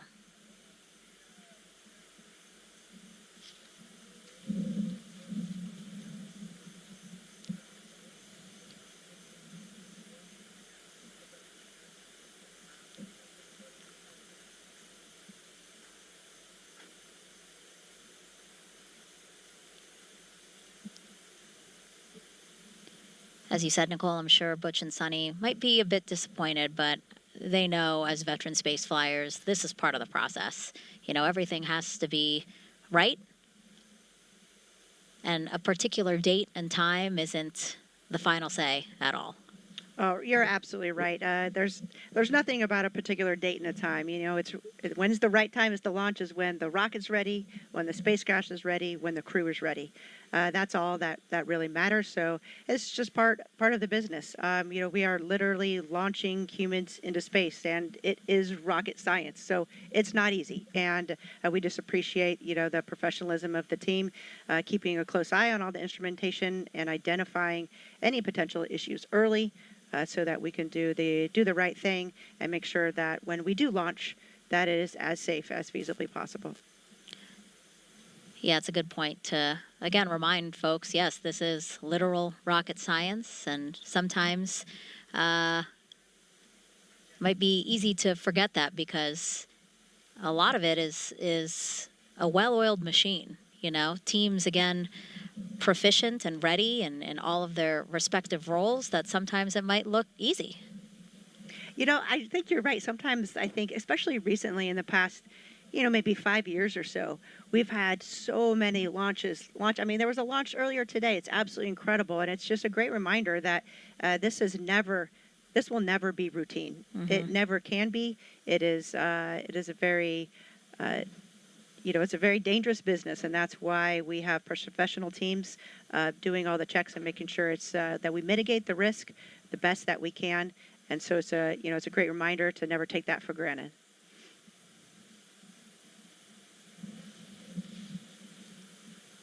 Anything you might want to say to Butch and Sunny tonight? I mean, actually, do you plan to maybe have an opportunity to touch base with them, and what might you say to them? You know, I'll shoot them a text, but I'm sure they'll be quite busy with, you know, seeing their family, and I'm sure that from their family and friends, you can imagine how many texts and phone calls they're going to get. But you know, I think it's important that they maintain focus, and they know that too. So I think a lot of you know, folks, especially in the astronaut corps, will kind of just leave them alone, knowing that they have a lot to deal with, a lot going on. They need to stay in the game. Because potentially they could launch tomorrow, since there is a launch opportunity.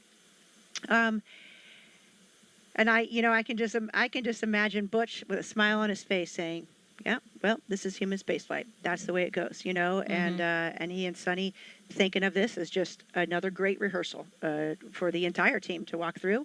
And the next time they have an opportunity to walk out and ingress the spacecraft, you would expect it to go even smoother, and they're going to feel even more comfortable doing that. So I think that's the correct mindset to have. That's the best way to go about it.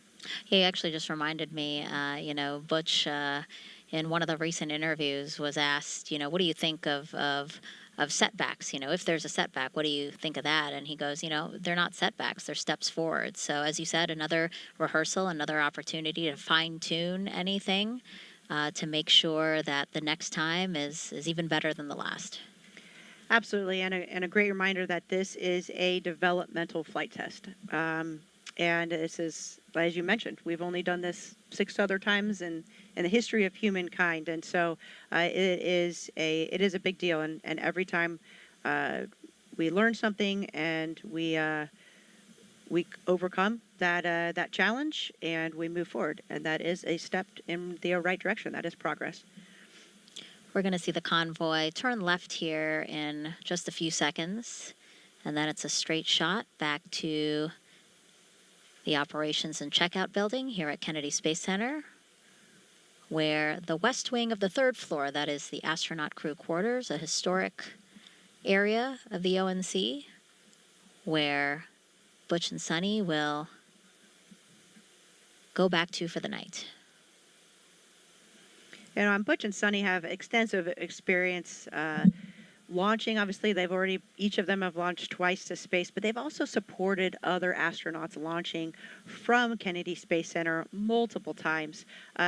Butch specifically was a Cape Crusader back in the day, so he was, specifically a crew member that came out to support launches. And that's a lot of back and forth, and I'm sure he's seen a lot of scrubs and taken apart in successful launches and days when it's just not going to be our day to launch and you're going to come back and launch another day. So, he's seen it from the perspective of a crew member as well as a perspective of a support astronaut. In fact, Butch has flown the T-38 across the Gulf of Mexico 458 times. Oh, wow. And you know how I know that? He counts every time and tells us. Yes. Very meticulous. As a true naval aviator, yes, he's very proud of it. But it really just shows his extensive experience that he has in human spaceflight. Mm-hmm. And Sunny, too, again, we've been listening to their backgrounds throughout this broadcast, and they both bring so much knowledge and experience to this moment. So really honored to get to watch them take us through this developmental program and this flight test. And when they launch, it'll be really exciting to see. Absolutely, and you see their demeanor, right? They're very calm, cool, and collected, shaking hands with everybody, and that's what a veteran astronaut does. And they really set the example for all the astronauts and really, all humans, how to deal with a situation that didn't go exactly as planned. You do it just like Butch and Sunny are doing here.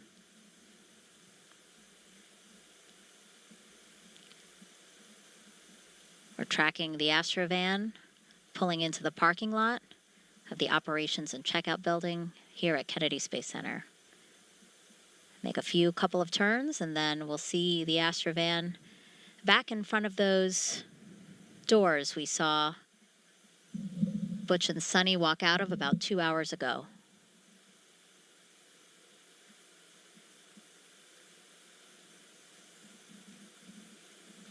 Looks like we have a couple of NASA astronauts there for their arrival.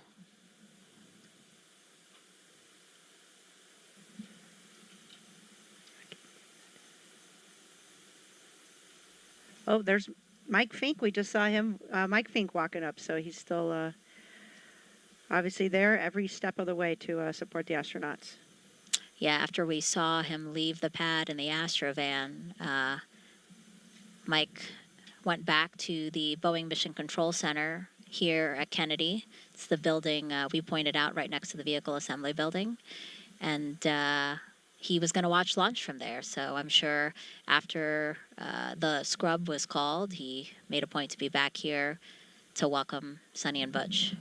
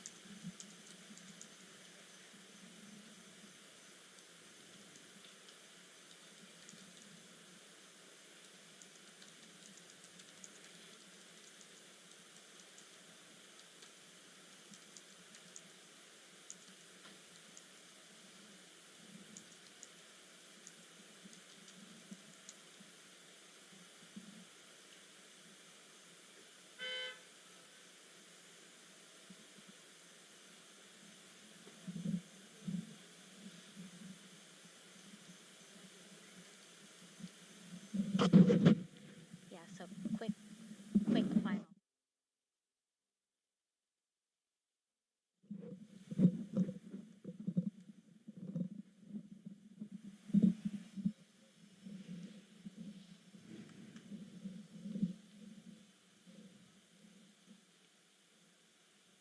And if you're just joining us, welcome to Kennedy Space Center in Florida, where at about 8:34 this evening, the launch team decided to stand down from today's launch attempt of NASA's Boeing Crew Flight Test. That was after the ULA team decided to reevaluate an oxygen relief valve that's on the Centaur upper stage. So that's the upper stage of the Atlas V rocket.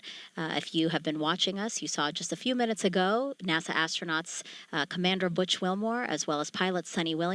They have exited the Astrovan after the Astrovan picked them up from Launch Pad 41 and took them back to astronaut crew quarters, where they will spend the night and get updated as to the next steps to when another launch attempt can be made. I want to open it up to the hostess here now. Nicole, any final thoughts as we await some information about what happened tonight and again, the steps moving forward?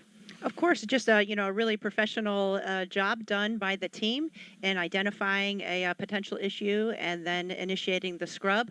It was executed as planned, and the astronauts are now back at crew quarters, and they'll receive a briefing on the next launch opportunity, and hopefully that is soon. But in the meantime, we'll be standing by, and I know we all feel maybe a little bit disappointed, but this is a human space flight, and that's the way things go. There's a lot that goes into launching humans safely from the planet.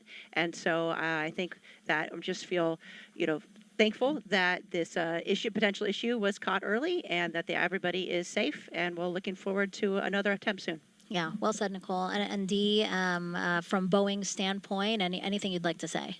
Absolutely. Of course, safety is our top priority. So, and this is no different. We really appreciate ULA's partnership throughout the Boeing Starliner program and their work with commercial crew. And, we'll fly when we're ready.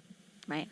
All right, so with that, we want to pull up on the screen right now the link to the Commercial Crew blog, and that is where we will post the latest information about an upcoming press conference that we do plan to have. We do want to be able to share with you what we do know about the reason why we stood down today from launch. So again, take a look at your screen, blogs.nasa.gov/Boeing Crew Flight Test.